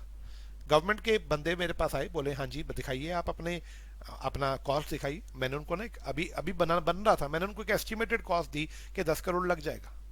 बोले हम एस्टीमेट पे यकीन नहीं करते, ऑडिट कराइए। मैंने कहा रुक जाइए। मैंने पूरा पहले गवर्नमेंट से वो पूरा 10 करोड़ में बना लिया, पूरी कोल्ड स्टोरेज तैयार हो गया। उसके बाद मैंने उसकी जो टोटल कॉस्ट है वो 10 करोड़ आई। मैंने अपने ऑडिटर को बोला इसका जरा चेक कर दो। ऑडिटर ने सारी कॉस्ट चेक कर दी, बोला हाँ 10 करोड़ लगे हैं। ऑडिटर ने अपनी स्टैंप लगा के बोल दिया इसमें टोटल कॉस्ट 10 करोड़ आई है। मैंने वो गवर्नमेंट के पास सबमिट किया। मैंने कहा सर देख लीजिए मेरा गोडाउन बन के तैयार है, वेयर हाउस, 10 करोड़ मुझे मेरा इस पे लगा। गवर्नमेंट बोली गुड, आपने अच्छा काम किया, 2 करोड़ इसमें हम आपको मदद करते हैं। अब 10 करोड़ की कॉस्ट थी, 2 करोड़ गवर्नमेंट ने दे दिया, तो मेरी इफेक्टिव कॉस्ट तो 8 करोड़ रहेगी। तो गवर्नमेंट इतनी जल्दी मदद नहीं करती। गवर्नमेंट कहती है पहले मुझे दिखाओ आपका कितना खर्चा आया, आपने क्या किया। और वो खर्चा जो गवर्नमेंट देखेगी वो अनऑडिटेड होना चाहिए या ऑडिटेड होगा। 10 करोड़ का जो मेरा खर्चा आया गोडाउन बनाने में, वो सारा खर्चा तो ऑडिटेड होना चाहिए बेटा। यस मैंने एक एग्जांपल दिया सोसाइटी का, मैंने समझाया अभी वेयर हाउस वाला, कुदरती वेयर हाउस का एग्जांपल दिमाग में आया। अब यहाँ सोसाइटी का एक एग्जांपल है। Society formed for receiving grant to build school. Society ने बोला जी स्कूल बनाना, उसके लिए ग्रांट दे दीजिए। तो मेरा सवाल, यस मेरा सवाल, क्या बात क्लियर? तो हमने कुल मिला के कितने पॉइंट डिस्कस कर लिए बेटा बताना? We discuss almost 8 points. देख लीजिए आपके सामने 8 points. These are 8 points. Okay, advantages of audit. Come on. We have 8 points in which we'll be discussing advantages of audit. I hope ये फ्लो चार्ट्स आपको अच्छे लग रहे हैं, ठीक लग रहे हैं। कोई शिकायत हो फ्लो चार्ट्स में बेटा तो जरूर बताइएगा। यस पहला फाइनेंशियल इंटरेस्ट लिखा है बेटा यहाँ पे, it should be safe guard, financial safe guard. Okay come on. It safeguards the financial interest of persons, कौन से persons, who are not associated with the management of the entity. Example, persons का example हो गया, यहाँ लिख लो shareholders. In case of company. It safeguard the financial interest. किसका financial interest safeguard होता है बेटा? मेरा डाउट उन पर्सन का जो मैनेजमेंट में इन्वॉल्व नहीं है, यानी शेयर होल्डर्स का। एग्जाम्पल दिए, चाहे ये पार्टनर्स हो, चाहे ये शेयर होल्डर्स हो, बैंकर्स हो, फाइनेंशियल इंस्टीट्यूशन हो, पब्लिक, इन सबका फायदा होता है बेटा। इन सबको पता लग जाता है क्या हमारा पैसा सेफ है इस ऑर्गेनाइजेशन में या नहीं है। क्या बात क्लियर? मेरा सवाल पॉइंट नंबर सेकंड। अब सेकंड पॉइंट क्या बोलता है भैया? It act as a moral check on the employees from committing defalcation और एम्बेजलमेंट। ये दो वर्ड्स हैं, डिफल्केशन और एम्बेजलमेंट। इन दोनों का एक ही मतलब है, हेरा फेरी, गबन। हिंदी में वर्ड सुना होगा गबन। गबन मतलब चोरी करना, हेरा फेरी करना, घोटालाबाजी करना। इनका एक ही मतलब है, गबन। एम्प्लॉइज गबन करेंगे, कौन पकड़ेगा? ऑडिटर पकड़ेगा। एम्प्लॉय चोरी करेंगे, उन्हें पकड़ेगा कौन? Auditor. Okay, point number third, audited accounts of the audited accounts audited statements of accounts are helpful in setting liability for taxes. Taxes calculate करने में, बैंकों के साथ लोन्स नेगोशिएट करने में, लेने देने में, and for determining the purchase consideration for a business. अगर किसी का बिजनेस टेक ओवर करना है तो उसमें भी हेल्प करता है दोस्तों। मैंने इसको विस्तार से समझा दिया आपको। These are also help useful in setting trade disputes. Trade मतलब लेबर डिस्प्यूट्स खड़े हो गए। किस बात के डिस्प्यूट्स थे? हायर सैलरी चाहिए, हायर बोनस चाहिए, मेरा doubt, as well as damage suffered in by the property. अगर प्रॉपर्टी वाला एग्जांपल भी मैंने लिया था, इंश्योरेंस क्लेम आपको चाहिए, इन सब में अकाउंट्स ऑडिटेड होंगे तो आपके लिए हेल्प हो जाएगी बेटा। Point number 5, an audit can also help in detection of wastage and losses. मेरे एग्जांपल में हमने आपको लॉस बताया। लॉस क्या था आपका? अकाउंटेंट और आपका कैशियर एक ही बंदा था। हमने आपको तरीका बता दिया कि किस तरह से चेक किया जाए। मैनेजमेंट मेक श्योर एक जैसी कॉन्फ्लिक्टिंग रिस्पॉन्सिबिलिटीज एक बंदे को मत दो। एग्जाम्पल, आपने एक ही बंदे को दो काम सौंप दिए मैनेजमेंट, ये तो गलत है। मैनेजमेंट आपका कंट्रोल्स आप पकड़िए, specially these that occur due to absence or inadequacy of internal checks or internal controls। आपकी पॉलिसीज बेकार है। देखो, हमने पॉलिसी वाला एग्जांपल यहाँ पे भी बोल दिया, आगे भी बोलेंगे। आपकी पॉलिसी खराब है। आपकी पॉलिसी कितनी खराब है? आपने कैशियर को ही अकाउंटेंट बना दिया। आपका इंटरनल कंट्रोल खराब है। इंटरनल चेक मैंने अभी नहीं सिखाया, इस बोर्ड पे बेशक आप स्टार लगा लेना। इंटरनल कंट्रोल मैंने आपको सिखाया। आपका इंटरनल कंट्रोल अच्छा है, आपका इंटरनल कंट्रोल इनएडिक्वेट है। What is इनएडिक्वेट? बेकार है या एब्सेंट है। आपने इंटरनल कंट्रोल बनाया ही नहीं। आपकी पॉलिसी बेकार है, या पॉलिसी बना तो लेते आप। मेरे एग्जांपल में कैशियर ही अकाउंटेंट है, आपकी पॉलिसी बेकार है। क्या बात क्लियर है? यस, मेरा doubt. Okay, point number next, proper books maintained और नॉट। अब ये पॉइंट क्या बोलते हैं भैया, जरा बताना। Auditor ascertains whether necessary books, accounts and records allied मतलब necessary records have been properly kept। क्या आपने सारी बुक्स और रिकॉर्ड्स बनाए हैं या नहीं, ये ऑडिटर बता देगा आपको। इससे आपको बहुत हेल्प हो जाएगी बेटा। आपके यहाँ जो भी कमियां होंगी बुक्स में जो भी डेफिशिएंसीज या इनएडिक्वेसीज, कोई भी एक वर्ड लर्न कर सकते हो, डेफिशिएंसी या इनएडिक्वेसी, आपकी बुक्स में जो भी कमियां हैं ये ऑडिटर आपको बता देगा, ताकि आपको परेशानी ना हो। ऑडिटर आपका पूरा इंटरनल कंट्रोल सिस्टम चेक कर देगा। इंटरनल कंट्रोल सिस्टम का मतलब क्या है? इंटरनल कंट्रोल सिस्टम का मतलब ऑर्गेनाइजेशन की वीकनेस, सॉरी ऑर्गेनाइजेशन की policies as an appraisal function. बेटा, अप्रेजल का मतलब होता है चेकिंग करना। ऑडिटर आपकी चेकिंग कर देगा। ऑडिटर पूरा रिव्यू कर देगा आपके सिस्टम की एग्जिस्टेंस और उसका operation, existence and operations of various controls. वो बता देगा कि आपकी कंट्रोल्स मतलब पॉलिसीज सही से चल रही हैं या नहीं। मैंने एग्जांपल उसी चौकीदार का दिया था। कंट्रोल्स का मतलब लिख लेते हैं policies of the organisation. Sir यही चीज यहां पे भी थी। हाँ बेटा, सेम पॉइंट हो गया दोनों जगह। यस, बता देगा कि आपके कंट्रोल्स में कोई कमी या इनएडिक्वेसी है। यही चीज यहाँ पे भी थी, मैंने एरो डाल के बता दी। सेम बात दोनों जगह मिल गई हमको। वो बता देगा कि आपकी पॉलिसी सही है या उनमें कुछ इनएडिक्वेसी है। What is inadequacy? कमी, डेफिशिएंसी, वीकनेस। ऐसे ही जब कोई पार्टनर आएगा या जाएगा तब बड़ी हेल्प होगी। Audited accounts are of great help in the settlement of accounts at the time of admission और डेथ ऑफ पार्टनर। कोई पार्टनर आएगा, कोई पार्टनर जाएगा, बहुत हेल्प मिलेगी बेटा। लास्ट, गवर्नमेंट की असिस्टेंस। गवर्नमेंट में require audited accounts and certified statements. Government आपके अकाउंट्स देखेगी, उसके बाद ही आपको लाइसेंस, मैंने लाइसेंस का एग्जांपल यहाँ लिया। लाइसेंस, बट जरूरी नहीं है लाइसेंस, यहाँ लाइसेंस लिखा है कोई दिक्कत नहीं है। हमने लाइसेंस की जगह एग्जांपल गवर्नमेंट ग्रांट का ले लिया था। गवर्नमेंट कहीं पर लाइसेंस, यहाँ पे लाइसेंस की जगह मैंने आपको ग्रांट का एग्जांपल दे दिया था बेटा, ठीक है ना। मेरा गवर्नमेंट से कहीं पर लाइसेंस लेना हो तब भी गवर्नमेंट पहले हमारे अकाउंट्स देखती है। एग्जांपल, हमने शराब का बिजनेस खोलना है, शराब की फैक्ट्री खोलनी है, गवर्नमेंट से लाइसेंस लेना पड़ेगा, बट उसके लिए गवर्नमेंट पहले हमारे अकाउंट्स देखेगी सारे, ऑडिटेड या अनऑडिटेड, सर ऑडिटेड। तो मेरा सवाल, चलिए आपके ये 8 पॉइंट्स है, सॉरी 9 पॉइंट्स है, 1 2 3 4 5 6 7 8 9, these are 9 points. Let's have a discussion of the questions based on these. Coming to the questions, the purpose of audit, question number 1, advantages of audit के question number 1, इस heading में बेटा ये जो question bank अभी आप देख रहे हैं ये अनसॉल्व है, जब आपके पास बुक फॉर्म में आएगा या आ गया होगा तो वो सॉल्व होगा सारा, ठीक है।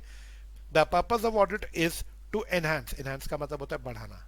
The purpose of audit is to enhance the degree of confidence of intended users. Audit का पर्पस आप लोगों का कॉन्फिडेंस बढ़ाना होता है। जब आप दीजिए ट्रू या false, sir it is true, ये लाइन ट्रू है, ये लाइन फॉल्स है, मैंने जवाब लिख दिया, ये लाइन बिल्कुल ट्रू है, बिल्कुल। किसका कॉन्फिडेंस बढ़ाता है? इंटेंडेड यूजर्स का, यानी इन्वेस्टर्स का। क्वेश्चन को समझो, आंसर पे फोकस मत करो।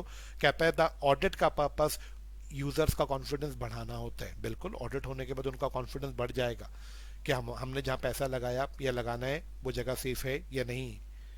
क्वेश्चन समझो, मैं फिर बोल रहा हूँ आंसर की जरूरत नहीं, आंसर तो तुम लोगों को कहीं भी मिल जाएगा। मेरा काम यहाँ आंसर समझाना नहीं है, मेरा काम आपको बेसिकली क्वेश्चन समझाने का है।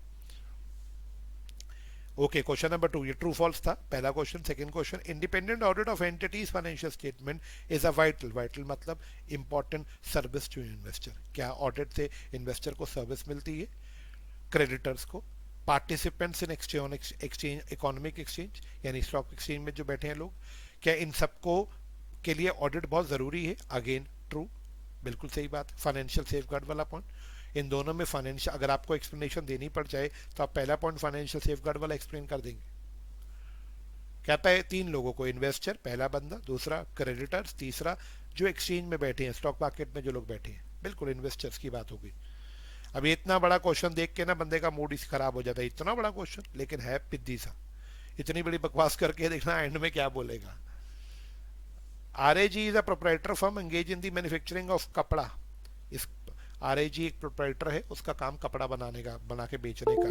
वो फिनिश प्रोडक्ट बेचते हैं, डोमेस्टिक और इंटरनेशनल मार्केट दोनों जगह बेचते हैं अपना प्रोडक्ट। क्या बात क्लियर? डोमेस्टिक और इंटरनेशनल मार्केट दोनों जगह बेचता है प्रोडक्ट। ओके, कंपनी का टर्नओवर 30 करोड़, बहुत अच्छा टर्नओवर है भाई। कंपनी ने कैश क्रेडिट लिमिट 5 करोड़ ली है केनरा बैंक से। Cash credit limit kind of a loan, 5 crore की लिमिट ले रखी है बैंक से। इन 17-18 proprietor of the firm is worried, उसको टेंशन किस बात की है? Financial position of the company, उसको फाइनेंशियल पोजीशन की टेंशन है। साला 30 करोड़ रुपए कमा का टर्नओवर अभी भी टेंशन में है। And is under the impression, उसको कि मैं इंडिया से बाहर हूं तो कहीं मेरा बिजनेस लॉस में ना चला जाए। तो हम क्या करें भाई? वो CA के पास पहुंच गया, बोला भाई साहब क्या मेरा अकाउंट के कुछ एडवांटेजेस मुझे बताओगे? Advantage of getting the accounts audited throughout the year so that he may not suffer any loss due to weakness। क्या ऑडिटर साहब आप मेरे को एडवांटेजेस बताएंगे? तो आपसे क्या पूछा जा रहा है इस क्वेश्चन में? प्लीज एडवांटेजेस बता दीजिए। क्या ये क्या स्टूपिड सा इतना लंबा, इतनी लंबे लेक्चर की जरूरत क्या थी? 30 करोड़ का टर्नओवर है, 5 करोड़ की लिमिट ली, बंदा कहेगा कोई कैलकुलेशन बेस्ड क्वेश्चन आ गया एंड में बोला जी एडवांटेजेस बता दो। क्या यार, क्या है ये? MTB मॉडल टेस्ट पेपर का क्वेश्चन है ये। यस, क्वेश्चन नंबर 4 भी सेम है। क्वेश्चन यहाँ पे इस समय अधूरा है, फाइनेंशियल इंटरेस्ट ऑफ पे रुक गया क्वेश्चन अधूरा है, लेकिन सेम टू सेम क्वेश्चन है, कुछ भी डिफरेंस नहीं है क्वेश्चन में। तो कहना है से हमारा पहला टॉपिक आज कंप्लीट हुआ, जिसमें हम लोगों ने अभी तक बात कर ली एडवांटेजेस ऑफ ऑडिट की। आई होप आपको क्लियर है एडवांटेजेस ऑफ ऑडिट। चलिए अब शुरुआत करते हैं सेकेंड टॉपिक के साथ। हमारा सेकेंड टॉपिक है बेटा लिमिटेशंस ऑफ ऑडिट। तो मेरा सवाल, एडवांटेजेस आपको क्लियर हैं, with questions of the exam आपको क्लियर हैं। एग्जाम पॉइंट ऑफ व्यू से अगर मैं बोलूं एडवांटेज, तो एग्जाम पॉइंट ऑफ व्यू से एडवांटेज इंपॉर्टेंट है बेटा। डेफिनेशंस इतनी इंपॉर्टेंट नहीं थी जो स्टार्टिंग में हम लोगों ने करी। उसके बाद ऑब्जेक्टिव वॉज इंपॉर्टेंट, जो ऑब्जेक्टिव पे 1 नंबर का क्वेश्चन बन जाता है। ऑब्जेक्टिव के बाद हम लोगों ने वो पढ़ा था ऑडिट रिक्वायर्ड अंडर लॉ, वो भी ठीक ठीक थे, कोई इंपॉर्टेंट नहीं थे खास, but advantages were important. Now comes inherent limitations. This is तो वेरी इंपॉर्टेंट, इस पे तो लिख लो वेरी इंपॉर्टेंट। ठीक है, मेरा सवाल था एडवांटेजेस को हम लोगों ने कवर किया। Now will move towards inherent limitations of audit. तो इनहेरेंट लिमिटेशंस में अगर बात बोलूं बेटा, आपको प्लीज ध्यान से सुनिएगा जरा। एग्जाम पॉइंट ऑफ व्यू से एडवांटेजेस के कंपैरिजन में इनहेरेंट लिमिटेशंस ज्यादा इंपॉर्टेंट है। ओके, नाम है इनहेरेंट लिमिटेशंस, मतलब ये इनबिल्ट हैं, ये लिमिटेशंस रिमूव नहीं हो सकती। लिमिटेशन का मतलब ऑडिट की कमियां। कितनी कमियां है सब ऑडिट में? 4 कमियां हैं, जो मर्जी कर लो, इनहेरेंट है। मतलब क्या हुआ इनहेरेंट का? इनबिल्ट है, ये कमियां हट ही नहीं सकती। क्या बात क्लियर है? तो मेरा सवाल, यहाँ 4 लिमिटेशंस आपको दिख रही होंगी। पहला नेचर ऑफ फाइनेंशियल रिपोर्टिंग, दूसरा नेचर ऑफ ऑडिट प्रोसीजर, तीसरा टाइमलीनेस ऑफ फाइनेंशियल रिपोर्टिंग और चौथा अदर मैटर्स। क्या बात क्लियर है? मेरा सवाल आपको इतना क्लियर है? Yes, okay. तो शुरू करते हैं पहले वाले पॉइंट के साथ। यस, मेरी पहली लिमिटेशन जो मैं आप शुरू करने जा रहा हूं, that is nature of financial reporting. Come on, coming to the point, this is first limitation, नाम है इसका नेचर ऑफ फाइनेंशियल रिपोर्टिंग। इसका मतलब क्या हुआ? पहले देखो वर्ड समझते हैं फाइनेंशियल रिपोर्टिंग। प्लीज लिखिएगा इसके सामने, फाइनेंशियल रिपोर्टिंग मींस, कॉमन लिखो, पेन आपके हाथ में रखा करो। मैं कभी भी बोल दूंगा कुछ लिखने को, ये नहीं कि अगर जैकेटों में या पॉकेट में हाथ है और आराम से सुन रहे मेरी क्लास को, ऐसा नहीं चलेगा। पेन हाथ में, मैं कुछ भी बोल दूंगा कभी भी लिखने को। Financial reporting means, financial reporting means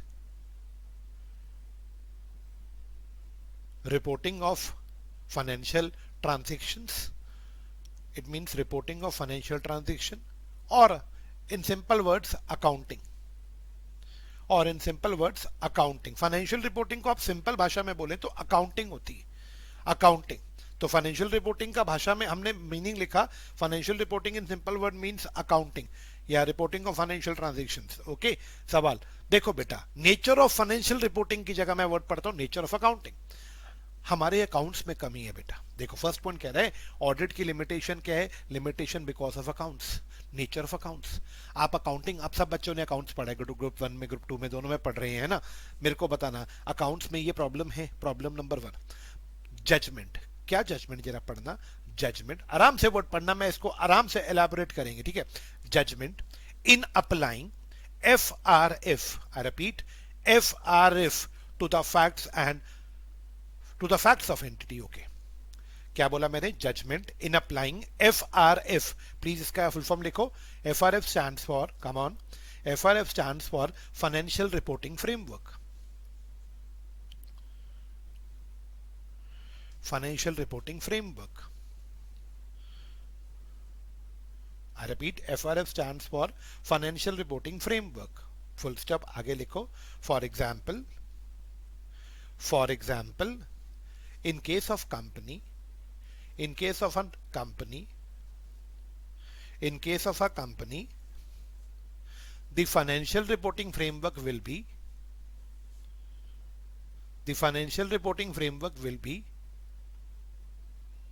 I repeat, the financial reporting framework will be Companies Act 2013,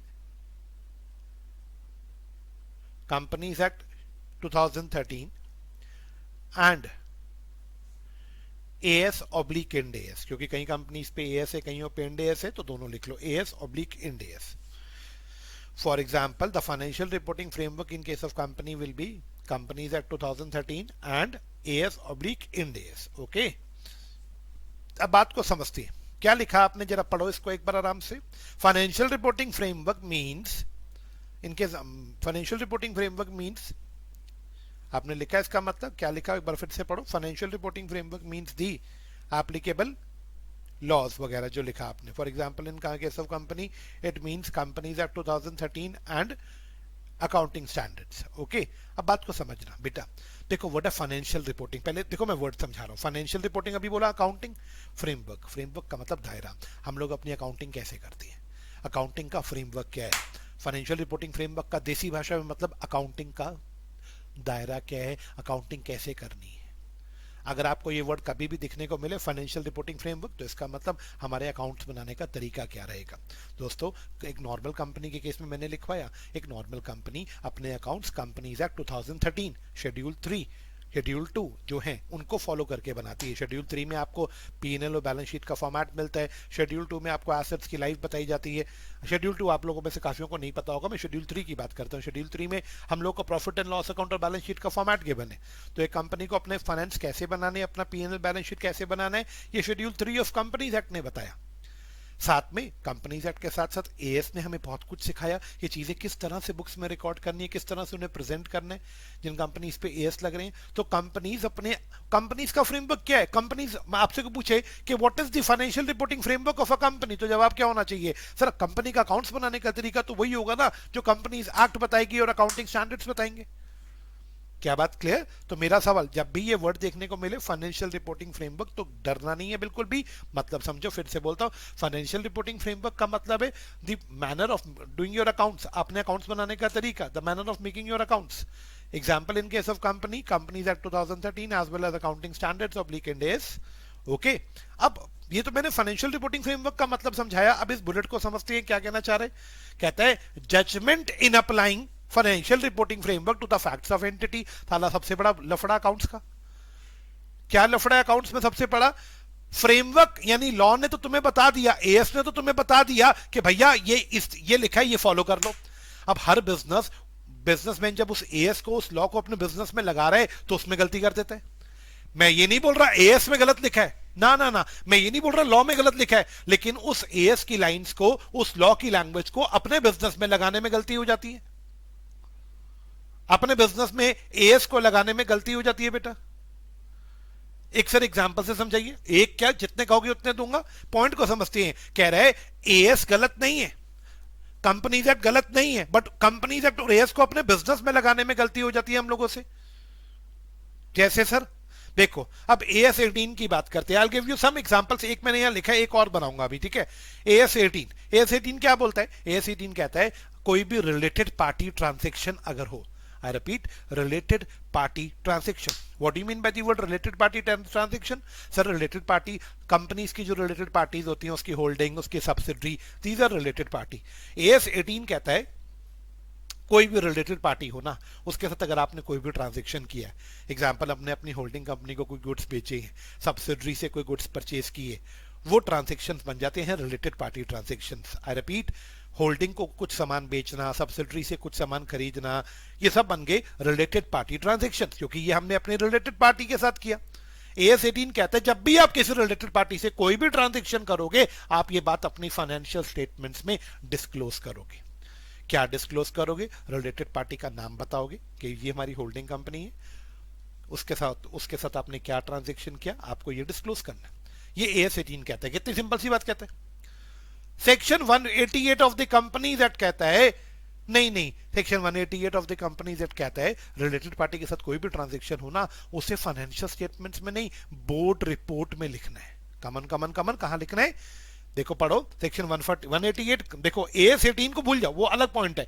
second bullet क्या बोलते हैं? सेक्शन 188 बोलते हैं कि जी कोई भी रिलेटेड पार्टी का ट्रांजैक्शन है, आपको वो अपनी बोर्ड रिपोर्ट में लिखना है। लॉ में पढ़ा होगा, AGM में शेयर होल्डर्स के सामने ऑडिटेड अकाउंट्स के साथ बोर्ड रिपोर्ट रखी जाती है। अब आफत कहां खड़ी हो गई? दोनों की बातें बिल्कुल अलग अलग है, कोई कॉन्ट्रडिक्शन है ही नहीं। AS 18 बोलते हैं आपकी related party transaction financial statements में डिस्क्लोज करो और बोर्ड रिपोर्ट में भी डिस्क्लोज करो, ये बात सेक्शन 188 बोलते हैं। अब क्या इनको लगाते समय कोई बिजनेस गलती कर सकता है? बिल्कुल कर सकता है सर, कोई बिजनेस गलती कर सकता है। मान लो एक बंदे ने, एक बिजनेस ने सेक्शन 188 पढ़ा ही नहीं, या उसने 188 भी पढ़ा, AS 18 भी पढ़ा, उसने कहा अरे यार ये गलत होगा, नहीं बोर्ड रिपोर्ट में नहीं, ये फाइनेंशियल स्टेटमेंट्स में डिस्क्लोज करना होगा। AS 18 कह रहा है AS 18 बड़ा है, तो मैं ऐसा करता हूँ रिलेटेड पार्टी ट्रांजैक्शन को सिर्फ फाइनेंशियल स्टेटमेंट्स में दिखाता हूँ, छोड़ना बोर्ड रिपोर्ट। या कोई बिजनेस कहता है नहीं AS से बड़ा तो 188 है, मैं काम करता हूँ सेक्शन 188 के अकॉर्डिंग कोई फाइनेंशियल स्टेटमेंट्स में डिस्क्लोज नहीं करता, मैं तो बोर्ड रिपोर्ट में डिस्क्लोज करता हूँ। कहने का मतलब क्या AS 18 में गलत लिखा है? नहीं। क्या सेक्शन 188 में गलत लिखा है? नहीं। बट कई लोग उसको अप्लाई करते समय गलती कर देते हैं। सर ये एग्जाम्पल कुछ खास समझ नहीं आया, कोई बात नहीं, मैंने बोला था मैं कई एग्जाम्पल दूंगा, एक और एग्जाम्पल देता हूं, पहले इस एग्जाम्पल को सम अप करने दो। AS 18 भी कुछ कह रहे, 188 भी कुछ कह रहे। हो सकता है कोई बिजनेस इसको उल्टा फॉलो कर ले, हो सकता है कोई इसको गलत फॉलो कर ले। क्या बात समझ आया? इस पॉइंट का मतलब ये है कि आपने एएस को गलत अपने बिजनेस में लगा लिया, या सेक्शन की रिक्वायरमेंट्स को गलत अपने बिजनेस में लगा लिया। हेडिंग क्या है? बुलेट पढ़ो, जजमेंट इन अप्लाइंग। आप गलत लगा रहे हो फ्रेमवर्क को अपने फैक्ट्स ऑफ द एंटिटी में, अपने बिजनेस के अंदर। एएस गलत नहीं है, आप एएस को गलत तरीके से इंटरप्रेट कर रहे हो अपने बिजनेस में। सर एक और example please. Okay, I give you one more example. Yes, आप लोगों ने AS2 पढ़ा, अकाउंटिंग स्टैंडर्ड 2, इन्वेंट्री वैल्यूएशन की बात करते हैं। ओके, क्या बोलते हैं AS2 कहता है जब भी आप अपना क्लोजिंग स्टॉक दिखाओगे, सबको मैं बहुत सिंपल एग्जांपल दूंगा, जब भी आप अपना क्लोजिंग स्टॉक दिखाओगे तो आप सबसे पहली बात ध्यान रखना, क्लोजिंग स्टॉक दिखाते समय आप स्टॉक को क्लासीफाई कर देना कि आपका क्लोजिंग स्टॉक में रॉ मटेरियल कितना है, WIP कितना है, फिनिश गुड्स कितने हैं। पढ़ा होगा आप लोगों ने अकाउंट्स में ये।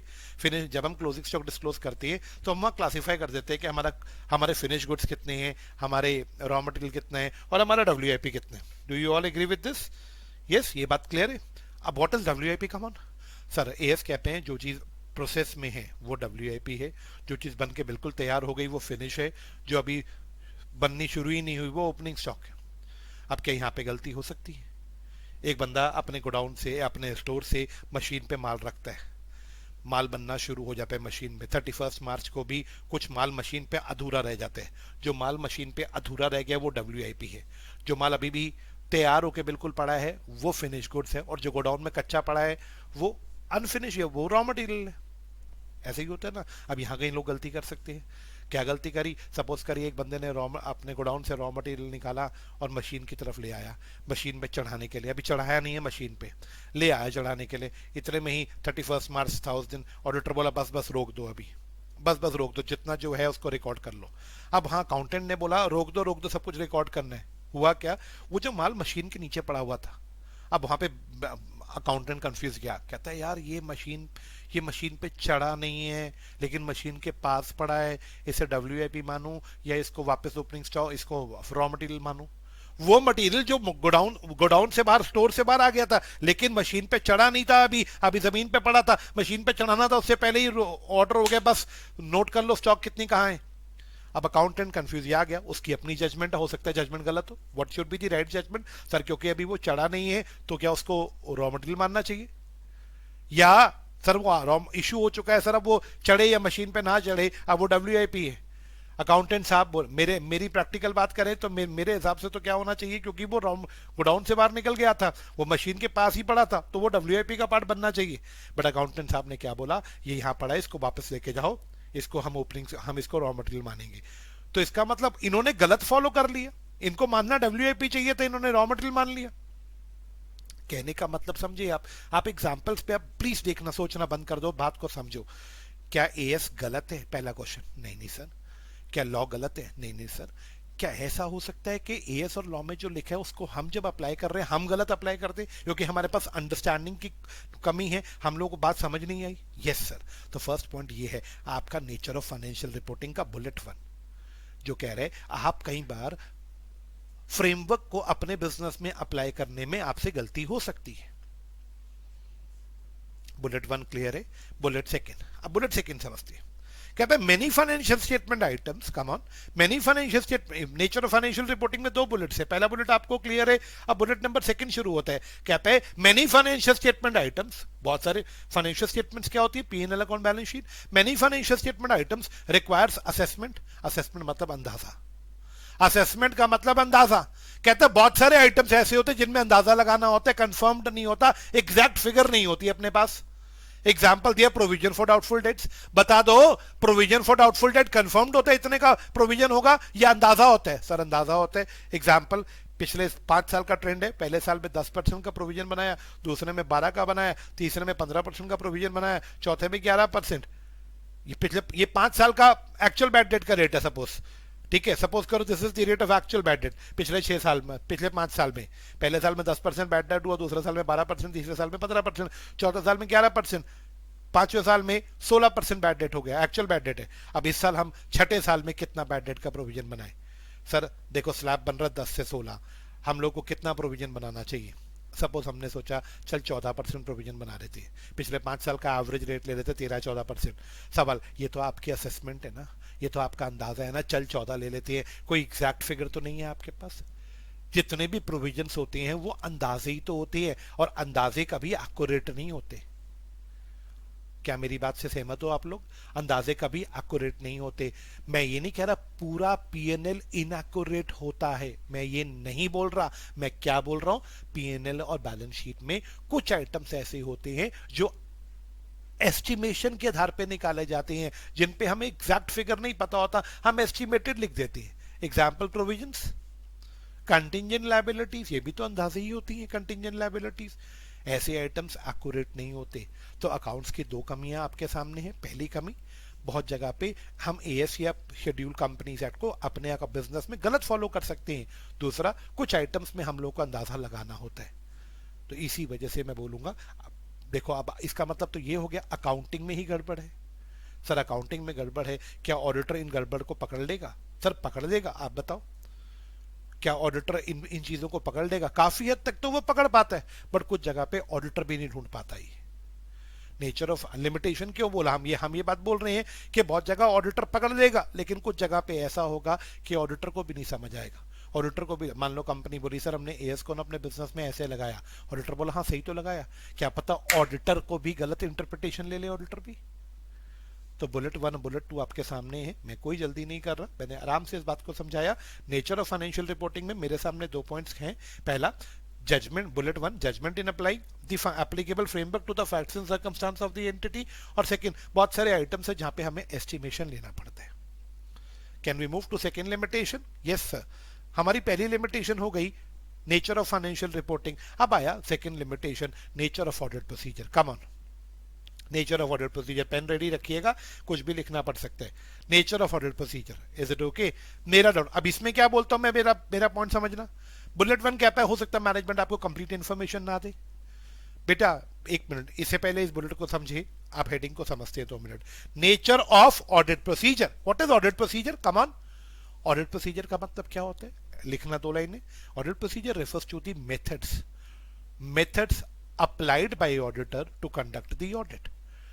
Audit procedure refers to the method applied by the auditor to conduct the audit. Yes, it refers to the methods applied by the auditor to conduct the audit. Is it okay? मेरा सवाल, to conduct the audit. Can we move? लिख लिया, अब बात को समझना। कहता है ऑडिट प्रोसीजर्स में भी, ऑडिट प्रोसीजर्स ऑडिटर लगाता है ऑडिट करने के लिए। Methods, they are the methods to applied to conduct the audit. अब बुलेट 1 क्या कहते हैं? कहता है हो सकता है मैनेजमेंट आपको पूरी इंफॉर्मेशन ना दे। एग्जांपल, एक्चुअल सेल्स 500 करोड़ की है, लेकिन मान लो मैनेजमेंट ने आपको बोला सेल्स 475 करोड़ की है।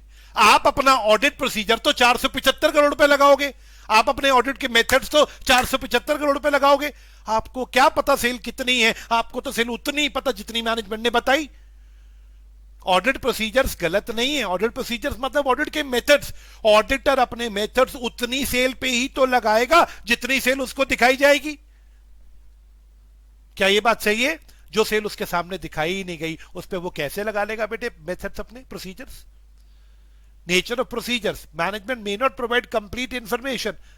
मैनेजमेंट ने हमें बोला सर 475 करोड़ की सेल है, पीएनएल में भी 475 करोड़ की सेल लिखी। ऑडिटर तो अपने प्रोसीजर, अपने मेथड्स, अपनी चेकिंग, वो कितना चेक करेगा? वो 500 करोड़ की चेक करेगा? उसको तो पता ही नहीं होगा 500 करोड़ कोई फिगर भी है, वो तो 475 करोड़ ही चेक कर देगा।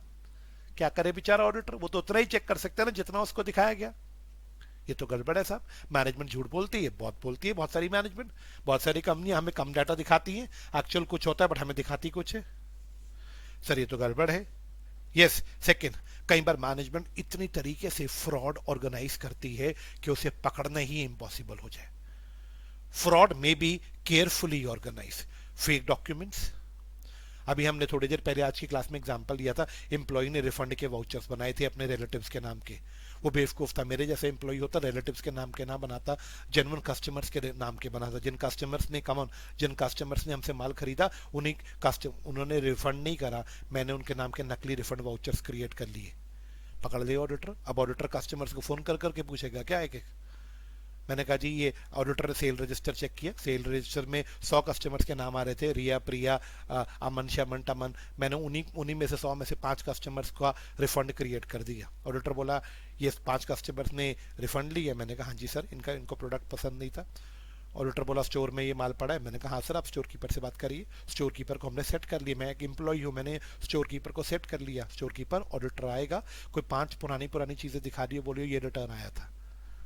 अब आप बताओ, एम्प्लॉय ने स्टोर कीपर से सेटिंग कर ली, ऑडिटर ने बोला दिखाओ, स्टोर में गया, एम्प्लॉय को बोला, ऑडिटर स्टोर कीपर को बोला यार वो 5 कस्टमर्स ने माल रिटर्न किया था, है?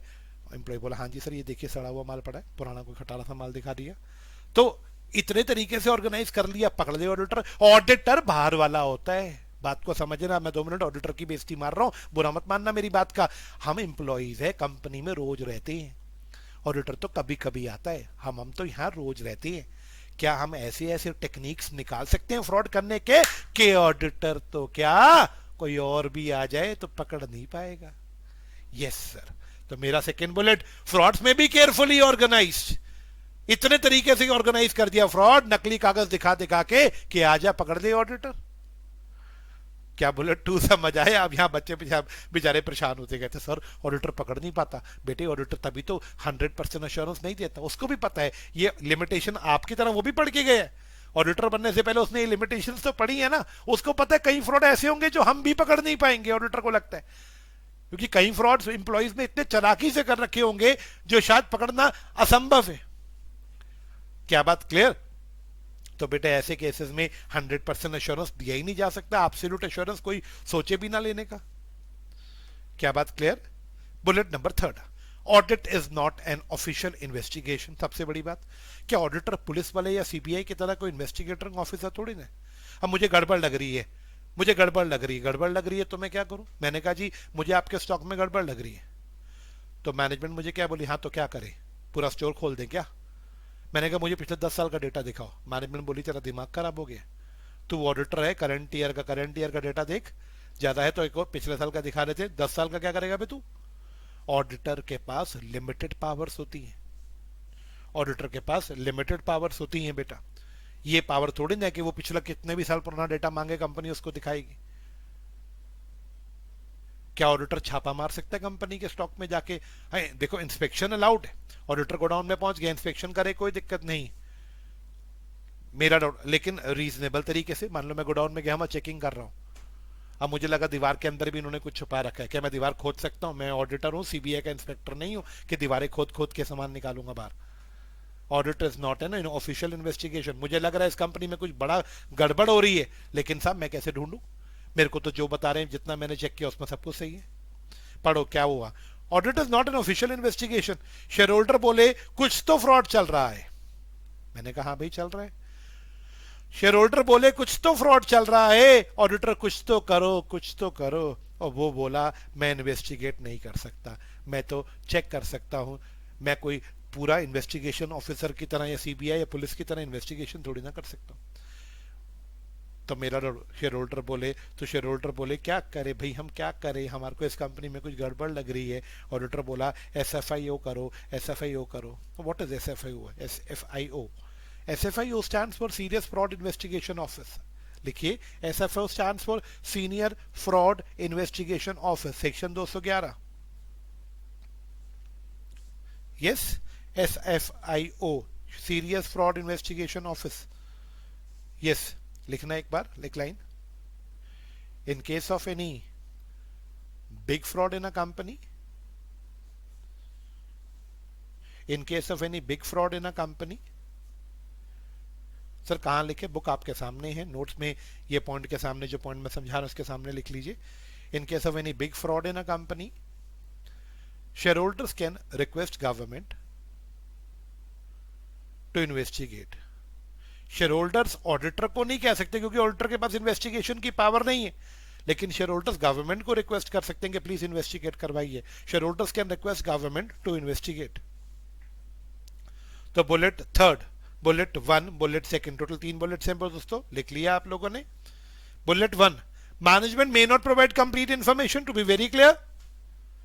सेकेंड पॉइंट, फ्रॉड इतने केयरफुली ऑर्गेनाइज हो गया कि पकड़ना मुश्किल है। तीसरा, बेटे हमारे पास इन्वेस्टिगेशन का पावर नहीं होता, हम डेप्थ में जाके चेकिंग नहीं कर पाएंगे। क्या मैं बोल सकता हूं हमारे प्रोसीजर्स बेकार नहीं है? हमारे प्रोसीजर बेकार नहीं है, बट हमारे पास इन्वेस्टिगेशन की पावर नहीं है। बुलेट थर्ड, हम उतने केयरफुली ऑर्गेनाइज फ्रॉड शायद ना पकड़ पाए। बुलेट वन, हमें पूरा डेटा ही नहीं देंगे तो हम क्या कर ले भाई? तो पहला बुलेट नेचर ऑफ अकाउंटिंग, दूसरा bullet nature of audit procedure. क्या बात क्लियर? मैं फिर बोल रहा हूं, इस पॉइंट से ये मत इंटरप्रिटेशन निकालना कि ऑडिट प्रोसीजर्स बेकार हैं, ऑडिटर के मेथड्स बेकार हैं। उस बेचारे के मेथड्स क्या करेंगे? जो 3 एग्जांपल्स मैंने आपको दिए, ये पूरा डेटा ही हमें नहीं देगा तो हम क्या करेंगे? इन्होंने फ्रॉड दबा के छुपा रखा होगा तो हम क्या करेंगे? बोलो second limitation clear?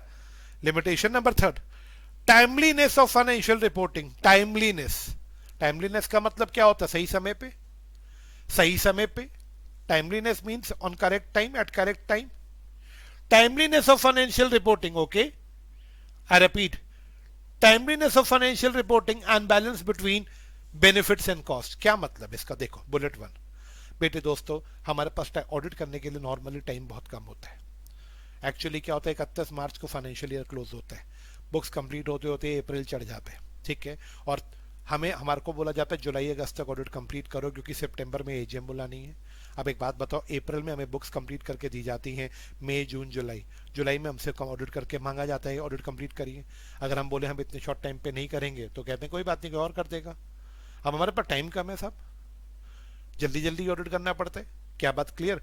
Bullet second, अब बुलेट वन समझ आए, less time for audit. Bullet two, fees भी तो बेटा, फीस। अगर हम हमारे को पिछले वाला स्लाइड अगर आपको याद हो, हम लोग डिटेल में चेकिंग करना भी चाहें तो हमें उतने पैसे नहीं मिले कि हम डिटेल में घुस सकें। हमें रीजनेबल फीस मिलती है, इतनी फीस थोड़ी ना मिलती है कि हम पूरा डेप्थ चेकिंग करें। बुलेट थ्री, कई बार बेटा कुछ चीजें ऑडिट में, कुछ चीजें कंपनी में डिफिकल्ट होती है, उन्हें इतना आसानी से चेक नहीं किया जा सकता। मान लो ये कंपनी बोली कि हमने फॉरेन गवर्नमेंट से लोन लिए, अब इसमें कंपनी कह रही है हमें मानना पड़ेगा, हम फॉरेन गवर्नमेंट से जाके थोड़ी ना पता कर सकती। पहले तो टाइम कम है बुलेट वन, ऊपर से इतने पैसे भी ऑडिट में नहीं मिलते। बुलेट थर्ड, अब आप कहोगे सर फीस तो बहुत मोटी मोटी होती है। बेटे फीस मोटी होती है, 10 करोड़ मिला, ऐसे सपोज करो 5 करोड़ रुपए फीस मिली हम लोगों को, पर काम भी तो देखो फिर कितना सारा होता है हमारे पास। तुम तो ऑडिटर बनो यार, तुम बिजनेसमैन की तरह क्यों सोच रहे हो? हमें उतनी फीस नहीं मिलती जितना हमसे काम कराया जाता है। थर्ड, कुछ चीजें वाकई हमारे लिए डिफिकल्ट होती हैं जिन्हें करना मुश्किल होता है। तो क्या ऑडिटर को स्किप कर देना चाहिए जो चीजें डिफिकल्ट है, या पैसे कम मिल रहे हैं तो मोटा मोटा चेक कर ले, छोटा छोटा रहने दे? इंस्टीट्यूट तो मना करते हैं, इंस्टीट्यूट कहते हैं auditor should not skip audit procedures. अपना ऑडिट प्रोसीजर स्किप मत करो, बेशक टाइम कम है, पैसे कम मिल रहे हैं, चीजें डिफिकल्ट है, लेकिन प्लानिंग करो। देखो लास्ट में वर्ड है प्लान, चीजें ठीक से प्लान करो, एटलीस्ट मेजर चीजें सारी कवर करो। जो जो बड़ा बड़ा आइटम्स है वो तो सारे कवर करो, छोटे आइटम्स जो हैं कंपनी में, छोटे मोटे ट्रांजेक्शन, उन्हें मोटा मोटा चेक करो, लेकिन बड़े आइटम्स तो प्रॉपरली चेक करो। लेकिन साहब bullet next, value of information diminish होती है, ये बात ध्यान रखना। डेटा की जो वैल्यू है ना वो समय के साथ डिमिनिश होती है। मतलब 31 मार्च 2020 को फाइनेंशियल ईयर क्लोज हुआ, हमें बोला गया जुलाई तक इसका ऑडिट कंप्लीट करना क्योंकि एजीएम सितंबर में शेयर होल्डर्स को दिखानी है। अब सितंबर में अगर मैं आपको बात बोलूं, सितंबर में एजीएम होनी है, शेयर होल्डर्स को बुक्स दिखानी है प्रीवियस ईयर की। अगर हमने सितंबर से लेट कर, सितंबर में सब लोग वेट कर रहे हैं, हाई बुक आ जाए, बुक्स आ जाए, हमें इस कंपनी की बुक्स देखनी है। लेकिन सितंबर के बाद ना अक्टूबर नवंबर दिसंबर में ना शेयर होल्डर्स का इंटरेस्ट खत्म हो जाएगा बुक्स देखने में, बिकॉज समय के एक टाइम होता है हर चीज का। 31 मार्च 2020 को अगर फाइनेंशियल ईयर क्लोज हुआ तो सितंबर 20 तक उसकी बुक्स, उसकी फाइनेंशियल स्टेटमेंट शेयर होल्डर को दिखा देनी चाहिए। अगर हम लेट कर रहे हैं तो शेयर होल्डर, उस डेटा की वैल्यू कम होगी क्योंकि अगला फाइनेंशियल ईयर खत्म होने वाला है। अब शेयर होल्डर का ध्यान 21 पे चला जाएगा, 20 की क्यों देखेगा वो? तो बेटा वैल्यू ऑफ इंफॉर्मेशन घटती है समय के साथ साथ, तो हमें क्या करना चाहिए? हमें फटाफट ऑडिट करना चाहिए। बट बेटा फटाफट करने के लिए सर हम कितने बंदे लाएं? आर्टिकल बढ़ाओ, पार्टनर्स बढ़ाओ, फिर फीस बटेगी, बेटे पैसे नहीं मिलेंगे उतने। सर ये तो बहुत बड़ी दिक्कत है, कॉस्ट नहीं है। सर बैलेंस बनाइए, एक बैलेंस बनाइए। मैं ये नहीं कहता कि बहुत जल्दी जल्दी ऑडिट करिए, या मैं ये नहीं कहता कुछ चीजें स्किप करिए, चीजों के बीच में बैलेंस बनाइए। हमें कॉस्ट जितनी मिल रही है हमें उस हिसाब से इनको बेनिफिट्स भी देने चाहिए क्लाइंट को। ऐसा नहीं होना चाहिए कि बेकार ऑडिट करके देना है। हमें जिस हिसाब से पैसे मिल रहे हैं हमें उस हिसाब से प्लानिंग करके इन्हें एक ठीक ठीक फ्रूटफुल ऑडिट देना चाहिए। लेकिन ये कमी है बेटा। कमी किस चीज़ की है? टाइम की कमी है, पैसे की कमी है, चीज़ें मुश्किल हैं कुछ, ये सब कमियां हैं। टेंशन होती है कि यार जल्दी से जल्दी ऑडिट कंप्लीट करो, लेकिन कैसे करें कंप्लीट? ऑडिटर परेशान हो जाते हैं। पार्टनर्स बढ़ाओ, पार्टनर्स बढ़ाएंगे फीस बढ़ जाएगी। ये बड़ा दिक्कत वाला काम है। इन्होंने तो बोल दिया कि बैलेंस बनाओ, सब कुछ करना है, पैसे मिले जितने उतने पैसे में करिए, कंप्लीट करिए, लेकिन होता नहीं है बेटा। प्रैक्टिकली क्या होता है, ऑडिटर बहुत सारी चीजें स्किप करते हैं ऑडिट में, उनके पास टाइम ही नहीं उतना कवर करने का। तो लिमिटेशन नंबर थर्ड याद रखना, टाइमलीनेस ही है भैया। टाइम कम है, पैसे कम मिलते हैं, ऑडिटर बेचारे परेशान रहते हैं। Limitation number last, other matters. अब अदर मैटर से मेरा कहने का मतलब क्या है? कुछ मिसलेनियस मैटर्स, कुछ मिसलेनियस मैटर्स। अब मेरा मतलब क्या है इस बात से, कुछ मिसलेनियस? इससे पहले कि मैं फोर्थ पॉइंट शुरू करूं, मैंने पहला पॉइंट बोला nature of financial reporting, nature of audit procedure, दूसरा पॉइंट। तीसरा पॉइंट भी मैंने डिस्कस किया आप लोगों के साथ। कौन सा पॉइंट था भैया, जरा बताना? नेचर ऑफ ऑडिट प्रोसीजर के बाद टाइमलीनेस वाला पॉइंट। क्या बात क्लियर है? Now let's move towards fourth point, other matters. तो मेरा सवाल अदर मैटर्स में क्या है? बच्चे कुछ मैटर्स, बुलेट वन। इसमें हमारे पास 3 मैटर्स हैं, 3 या 4 देखते हैं। पहला, fraud involving senior management, company की टॉप मैनेजमेंट। आप मुझे एक बात बताओ, मैं क्या पूछ रहा हूं इस पॉइंट में आपसे। अगर एमडी या कंपनी का चेयरमैन, एमडी मतलब मैनेजिंग डायरेक्टर या फिर कंपनी के चेयरमैन, अगर ये लोग फ्रॉड करते हैं तो कोई हमें बताएगा? एमडी के खिलाफ कोई बगावत करेगा कंपनी में? नहीं सर। कैसे पकड़ोगे फ्रॉड? नहीं पकड़ पाएंगे सर। एमडी ने PM, PM stands for purchase manager, purchase manager के बाद अगला वर्ड है वेंडर, तीनों ने आपस में सेटिंग कर ली। एमडी ने परचेज मैनेजर को बोला वेंडर से सेटिंग कर ले, वेंडर जिससे माल आता है 10 का माल है, बिल 12 का बना के भेजे। परचेज मैनेजर बोला सर पकड़े जाएंगे। एमडी बोला कैसे पकड़े जाओगे, मैं कह रहा हूँ करो। अब 10 का माल 12 में खरीदेंगे, 1 रुपया परचेज मैनेजर का, 1 रुपया एमडी का। साहब कौन पकड़ेगा? परचेज मैनेजर के सर पे एमडी का हाथ है, कोई पकड़ेगा ही नहीं, पकड़ ही नहीं सकता। कौन बोलेगा? वेंडर बोलेगा कि मेरे से बड़ा बिल ले रहे हैं। वो क्यों बोलेगा? उसको धमकी है, अगर कहीं बोला तो तेरे से माल लेना बंद कर देंगे, किसी और से खरीदेंगे। परचेज मैनेजर बताएगा। कैसे पकड़ोगे 10 की चीज 12 में? ऑडिटर कैसे पकड़ेगा? पकड़ ही नहीं सकता ऑडिटर। ऑडिटर ये बोला देखिए जी, जो चीज़ आप 12 में खरीद रहे हैं मार्केट में 10-11 रुपए की मिल जाती है। मैनेजमेंट बोली सर हमारा वेंडर से रिलेशन है, वो अच्छी क्वालिटी देता है, इसलिए हम उससे पुराना खरीद रहे हैं, हम उससे खरीदते हैं। क्या करोगे ऑडिटर? बिल 12 रुपए के हिसाब से आ रहे हैं, पेमेंट 12 रुपए के हिसाब से हो रही है, कुछ कर ही नहीं सकते आप। सेटिंग है इन लोगों की। ऐसे फ्रॉड नहीं पकड़े जाते साहब, जहाँ एमडी या कंपनी की टॉप मैनेजमेंट इन्वॉल्व हो। सर यही तो लिमिटेशन है, इसका कोई इलाज ही नहीं है। Bullet second, existence and completeness of related party. अब देखो AS 18 बोलते हैं आपकी जो भी रिलेटेड पार्टीज है उनके नाम डिस्क्लोज करो, हो सकता है ये डिस्क्लोज ना करें। अब जिस पर्सन का कंपनी में कंट्रोल है, एग्जाम्पल हमारे major share holder, major share holder, उनकी वाइफ भी तो हमारे रिलेटेड पार्टी हुई। मेजर शेयर होल्डर की वाइफ भी तो हमारे रिलेटेड पार्टी हुई। कहीं नहीं लिखा हुआ उसका नाम हमारे फाइनेंशियल स्टेटमेंट्स में कि शेयर होल्डर की वाइफ रिलेटेड पार्टी है हमारी। देखो AS 18 कहता है आपकी जो भी रिलेटेड पार्टीज है उनके नाम डिस्क्लोज करो। हमारा मेजर शेयर होल्डर है मिस्टर ए, हमने उनका नाम लिख दिया मिस्टर ए, बट उनके रिलेटिव्स के बारे में कुछ भी नहीं बताया अपने बुक्स में। तो क्यों बताएंगे? ये तो तरीके फ्रॉड करने के। अब मान लो हमारे मेजर शेयर होल्डर है ए, वो बोले मुझे कुछ परचेज करना है, कंपनी बोली अपने नाम पे मत करो, आपकी वाइफ के नाम पे भेज देती है, और आपकी वाइफ का नाम हम बुक्स में शो ही नहीं करेंगे, नहीं तो हमें वो AS 18 के हिसाब से रिलेटेड पार्टी डिस्क्लोजर दिखाना पड़ेगा। कंपनी नहीं दिखाती, बहुत सारे रिलेटेड पार्टीज के नाम कंपनी छुपाती है, हमें भी कौन बताएगा? शेयर होल्डर बताएगा कि मेरी बीवी को इन्होंने माल बेचा, उसका नाम रिकॉर्ड नहीं है बुक में। बुक सेल में तो लिखा होगा ना, सेल टू मिसेस सुप्रिया। अब मिस सुप्रिया कौन है क्या पता? क्या ये मेजर शेयर होल्डर की वाइफ है? ये तो कोई भी नहीं बताएगा हमारे को। तो रिलेटेड पार्टी कुछ सारे, कुछ जो पार्टीज के नाम तो दिख रहे हैं वो तो दिख रहे हैं, बट ये बात ध्यान रखना बहुत सारे रिलेटेड पार्टी के नाम तुमसे छुपाए जाएंगे। सर इसका इलाज? कोई इलाज नहीं है, लिमिटेशन है भाई। तीसरा, नॉन कंप्लायंस विद लॉ। अगर कोई ये हमारी कंपनी कोई लॉ फॉलो नहीं कर रही होगी तो हमें बताएगी सर हम लॉ फॉलो नहीं कर रहे, वो बोला। क्यों बताएगी? ऑडिटर पकड़ ले सर, जितना पकड़ सकता है पकड़ ले, कुछ ऑडिटर भी नहीं पकड़ पाएगा। मान लो एक कंपनी पे, लेट अस से कंपनी ओडिशा में मैन्युफैक्चरिंग करती है, ओडिशा में उस पर कोई पर्टिकुलर लॉ लगता है पोल्यूशन से रिलेटेड, वो उसे फॉलो ही नहीं करती। ऑडिटर वहां चेक करने गए, ऑडिटर को कौन बताएगा कि ओडिशा पोल्यूशन लॉ हमारे पे लगता है, हम उसको फॉलो ही नहीं कर रहे। ऑडिटर इंटेलिजेंट होगा तो शायद पकड़ ले, नहीं तो नहीं पकड़ पाएगा। हमारी 6 फैक्ट्री हैं, जो एक उड़ीसा, एक पंजाब, एक हरियाणा, एक राजस्थान, एक तमिलनाडु, एक केरला। हर स्टेट के अलग अलग लॉज हैं, हम कौन सा फॉलो कर रहे हैं कौन सा फॉलो नहीं कर रहे, ऑडिटर चेक कर ले। हो सकता है वो पकड़ ही ना पाए हम कौन सा फॉलो नहीं कर रहे। लास्ट बुलेट इसमें future events affecting going concern. मान लो किसी कंपनी का गोइंग कंसर्न खतरे में आ गया।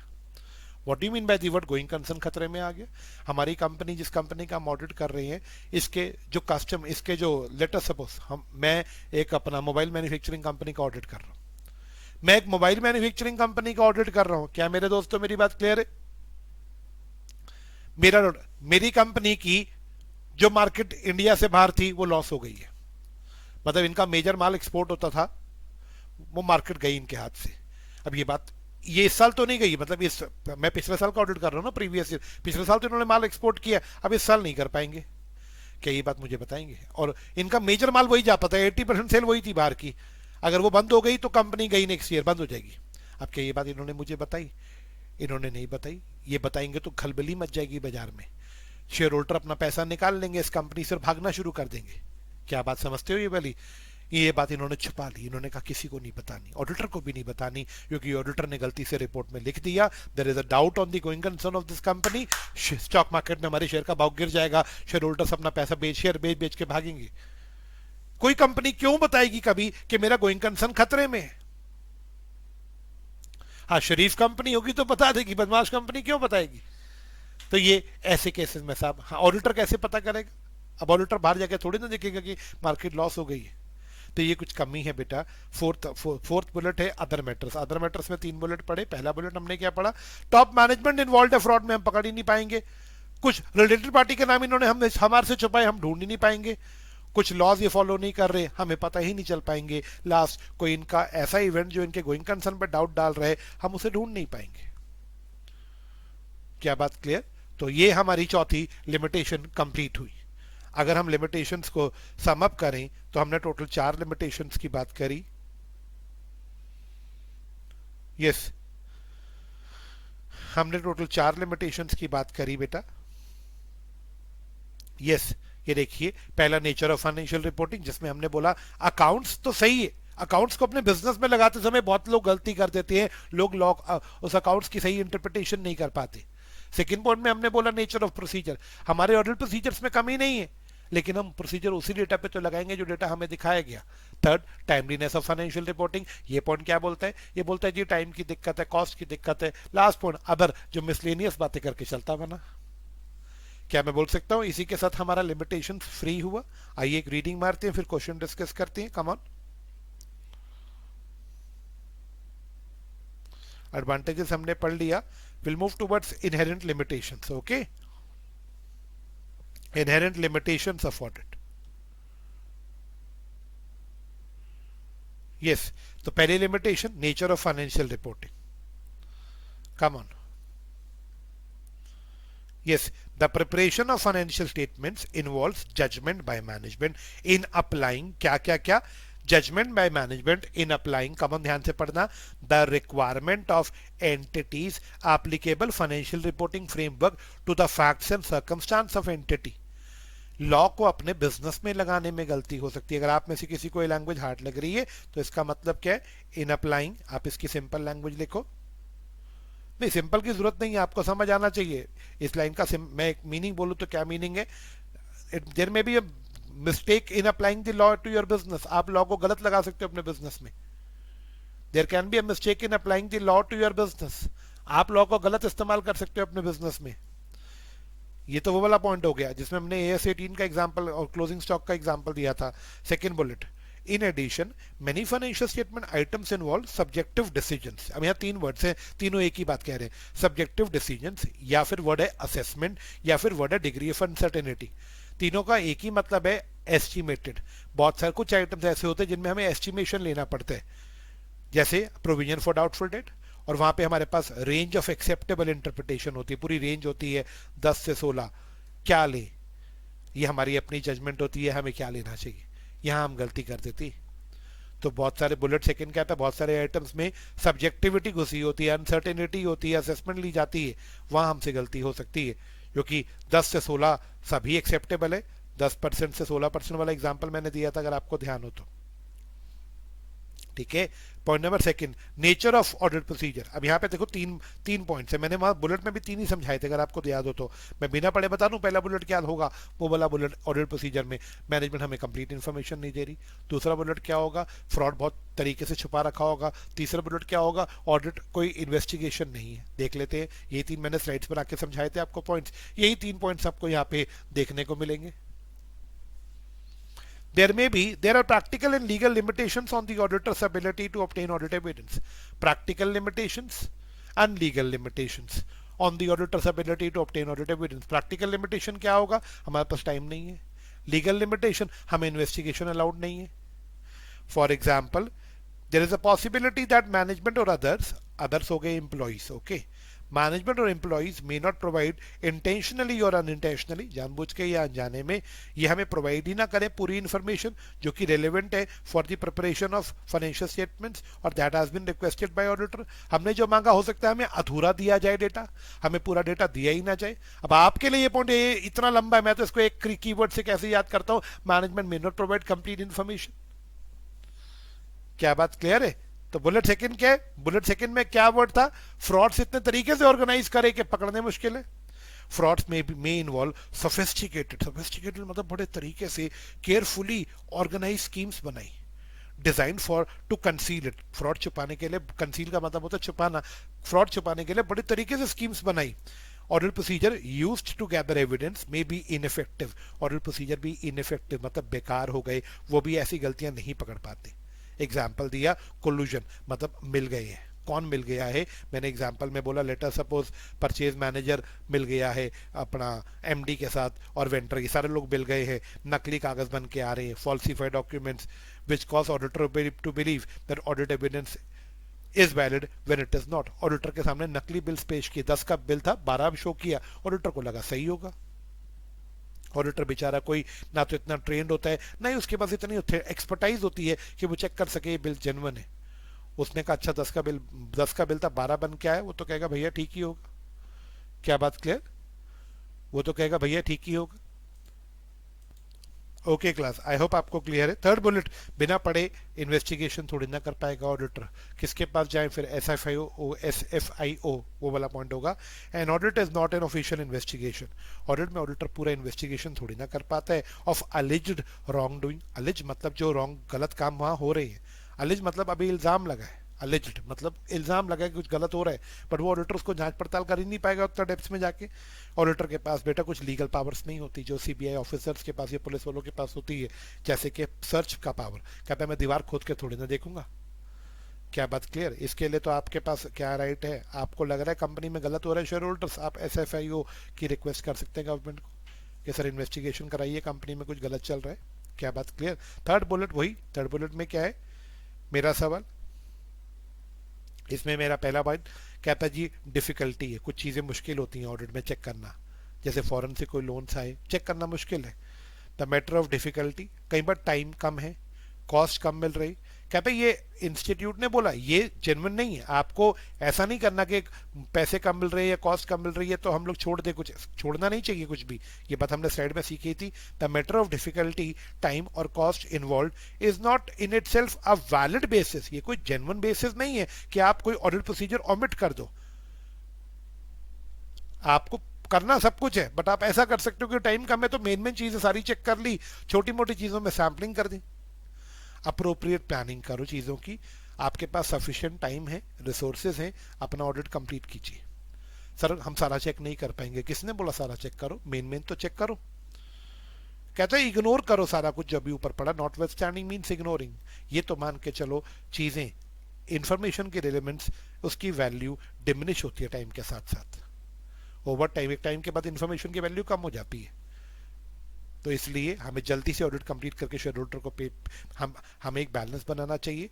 हमें डेटा की रिलायबिलिटी का भी ध्यान रखना है, जल्दी जल्दी ऑडिट करना है, और कॉस्ट कम मिल रही है इसका भी ध्यान रखना है। एक बैलेंस बना के एक अच्छा ऑडिट कंप्लीट करके देना है। रोना नहीं है अरे टाइम का, मैं पैसे कम मिल रहे हैं मैं नहीं कर पाऊंगा, ऐसा नहीं करना। लास्ट पॉइंट क्या था, other matters that affect limitations of audit. पढ़िएगा क्या लिखते हैं, इन case of certain Subject matters limitations on auditor's ability to detect material misstatements are particularly significant. कुछ जगहों पे बेटा क्या लिखते हैं, मैं दोबारा पढ़ता हूं, in case of certain subject matters limitation on auditor's ability to detect material misstatement, बड़ी बड़ी गलतियां ढूंढना हमारे लिए कई बार बड़ा मुश्किल हो जाता है. सच असर्शंस की जगह आप वर्ड पढ़ो सब्जेक्ट मैटर्स. कुछ सब्जेक्ट मैटर्स हैं आपके सामने जहां पे गलती पकड़ना बहुत मुश्किल है. पहला, fraud particularly fraud involving senior management और कोल्यूजन. सीनियर मैनेजमेंट का किसी के साथ सेटिंग है, परचेज मैनेजर वेंडर वाला example. Bullet second, existence and completeness of related party relationships और ट्रांजैक्शन. हो सकता है रिलेटेड पार्टी का रिलेशन ये मुझे ना बताएं, इन्होंने नहीं बताया कि डायरेक्टर की कोई वाइफ के बारे में कुछ बताया ही नहीं, उसके साथ जो ट्रांजैक्शन हुआ मैडम डायरेक्टर की वाइफ या शेयर होल्डर की वाइफ वाला एग्जांपल मैंने आपको दिया था, इन्होंने हमें डिस्क्लोज ही नहीं किया. क्या बात क्लियर? हो सकता है कोई लॉ की नॉन अकरेंस हो रही हो, ये हमें बताया ही ना. कोई ऐसा इवेंट या कोई ऐसी कंडीशन हो सकती है जिसने कंपनी की गोइंग कंसर्न पे इफेक्ट डाल दिया, ये हमें बताए ना. हमारे लिए ऐसे केसेस में एविडेंस ढूंढना मुश्किल हो जाएगा बेटा. आप कैसे लर्न करोगे इसको? आप कैसे लर्न करोगे मुझे नहीं पता. मेरा तो लर्न करने का तरीका बड़ा सिंपल है. मुझे सारी हेडिंग्स लाने, हर हेडिंग के अंदर मान लो किसी हेडिंग में 3 पॉइंट्स है तो मुझे इन तीनों का कीवर्ड पता था भाई क्या क्या है. आप बोलोगे सर आपको पूरा सेकंड हेडिंग का एबीसी याद है ना? मुझे नहीं याद, बट मुझे पता है ए में क्या है, बी में क्या है, सी में क्या है. मैंने तीनों का क्रक्स लर्न कर रखा है अपने माइंड में. ऐसे ही करना है आपने भी. You have to learn things but don't try to cram things. आपको पता होना चाहिए इस पॉइंट में कहना क्या चाह रहा है. ये कीवर्ड लर्न करो बस उसका. आओ देखते हैं कोई क्वेश्चन है इसके ऊपर. इनहेरेंट लिमिटेशन पे 5 क्वेश्चन दिख रहे हैं. आइए, कहता है पहला, the auditor is not expected to and can't reduce. Auditor इस वर्ड अभी आपको नहीं पता, इसको प्लीज के लिए अभी इग्नोर कर दो. Auditor is not expected to and can't reduce auditors to zero and can't therefore obtain absolute assurance. कहता है ऑडिटर कभी भी एब्सोल्यूट एश्योरेंस नहीं ले सकता that the financial statements are free from material misstatements. आपको अगर मैं बोलूं इस लाइन को छोड़ दो क्योंकि अभी आपको ऑडिटर्स नहीं पता. आप पढ़ना question, the auditor is not expected to and can't therefore. The auditor is not expected to and can't therefore obtain absolute assurance. Auditor कभी भी एब्सोल्यूट एश्योरेंस ले ही नहीं पाएगा. क्यों? क्योंकि लिमिटेशन फंसी हुई है. तो ये सेंटेंस ट्रू है या फॉल्स है? बिल्कुल ट्रू है. कहता है ऑडिट में कुछ प्रैक्टिकल और लीगल लिमिटेशंस होती हैं. एग्जांपल्स तो बेटा वो आपका सेकंड हेडिंग के अंदर 3 है, ए बी सी तीनों पॉइंट डाल देना. यहाँ पे सेकंड हेडिंग थी ना, नेचर ऑफ ऑडिट प्रोसीजर, पूरा तीनों पॉइंट्स एक्सप्लेन कर देना. Question 1 and question 3 are same, question 1 की तरह है. Question 4, the matter of difficulty time cost is not a valid basis for the auditor to omit the audit procedure for which there is no alternative to be satisfied. That is less than persuasive. बेटा इसमें कुछ words अभी ऐसे जो नहीं समझ आएंगे, but ये सेंटेंस फिलहाल के लिए ट्रू है क्योंकि आगे शुरू की लाइन आपको समझ आ गई है. The matter of difficulty time और cost is not in itself a valid basis for the auditor to omit an audit procedure. यहाँ तक तो क्लियर है ना? ट्रू. आगे की लाइंस थोड़ा जैसे जैसे ऑडिट मैच्योर होगा अपने आप समझ आनी शुरू हो जाएंगी. क्या क्लियर? फिर से वही बात कि प्रैक्टिकल और लिमिटेशंस बताओ. सेम क्वेश्चन नंबर 2 की तरह है. क्वेश्चन 5, क्वेश्चन 6, ये मिस्टर डीईएफ वाला क्वेश्चन 6 होगा. क्या कह रहा है डीईएफ वाला क्वेश्चन? एक बार जरा पढ़ के देखते हैं. Yes, DEF and company chartered accountants successfully carried out the audit of Shri Garments for the financial year 19. इन्होंने ऑडिट किया है जी. After the completion of the audit there was found some material misstatements due to fraud in the financial statements which were not notice and reported by the auditor. कहते जी इन्होंने audit किया है DEF company ने, लेकिन इनके audit के बाद कुछ फ्रॉड सामने है जो ये ऑडिटर ढूंढ नहीं पाया. क्या ये माना जाएगा कि मैनेजमेंट का इल्जाम है ऑडिटर फेल हुआ है? कमेंट, नहीं सर ऑडिटर फेल नहीं हुआ. क्या वो आपको ये बोल के गया था कि मेरे जाने के बाद कोई फ्रॉड नहीं हुआ होगा कंपनी में? वो हमेशा रीजनेबल एश्योरेंस देके जाते हैं कि मैक्सिमम कह सकता हूँ कि कंपनी में फ्रॉड है या नहीं है. अब मान लो वो कह के गया कंपनी में कोई फ्रॉड नहीं है, तो वो 100% एक्यूरेसी थोड़ी ना देके गया, वो रीजनेबल बोल के गया. अगर उसने अपना ऑडिट ठीक से किया है, उसके ऑडिट के बाद भी अगर कंपनी में कोई फ्रॉड छूट गया तो क्या उसके लिए हम उसे लायबल बनाएं? Answer should be no. Management alleges that it is failure on the part of auditor. Comment, answer लिखने का भी नहीं मैं बोल रहा, मैं सिर्फ कमेंट दे रहा हूं. नहीं जी, ऑडिटर लायबल नहीं होगा अगर उसने ऑडिट ठीक से प्लान करके परफॉर्म किया है, क्योंकि वो 100% फ्रॉड ढूंढ के थोड़ी ना जाएगा. वो ढूंढ के चलता बना फ्रॉड, अगर कोई फ्रॉड छूट गया तो उसके लिए हम उसको लायबल नहीं बना सकते. क्या बात क्लियर? तो आज की क्लास में हम लोगों ने आपके साथ एडवांटेजेस ऑफ ऑडिट किए। 8 एडवांटेजेस थे कॉमन, किसी को ध्यान नहीं तो 9 थे। यस, पहला एडवांटेज क्या था सर? Financial safeguard. दूसरा एडवांटेज क्या था? Moral check on the employ. तीसरा आपका टैक्स और लोन्स का पॉइंट था। चौथा क्या था? आपका इंश्योरेंस। चौथा पॉइंट आपका कौन सा था? वो लेबर डिस्प्यूट्स का था। पांचवा वेस्टेज एंड लॉसेस का था कॉमन। छठा पॉइंट आपका कौन सा था? प्रॉपर बुक्स मेंटेन है या नहीं है। वेरी गुड, ये तो 6 पॉइंट हो गए। सातवां रिव्यू ऑफ आईसीएस था। आठवां पॉइंट आपका वो रिव्यू ऑफ आईसीएस के बाद क्या था भैया? एडमिशन और रिटायरमेंट ऑफ पार्टनर। और 9th पॉइंट था financial assistance from the government. Limitations की बात करें तो 4 लिमिटेशंस थी। पहला limitation nature of financial reporting. दूसरे limitation nature of audit procedure. तीसरा लिमिटेशन आपका कौन सा था बेटा? वो टाइमलीनेस वाला। चौथा अदर मैटर्स। क्लियर है? चलिए इसी के साथ आज की क्लास को वाइंड अप करते हैं। अच्छे से इसको पढ़ो, कीवर्ड्स को लर्न करो। नेक्स्ट क्लास में हम आपसे आगे बात करते हैं। Bye bye to all.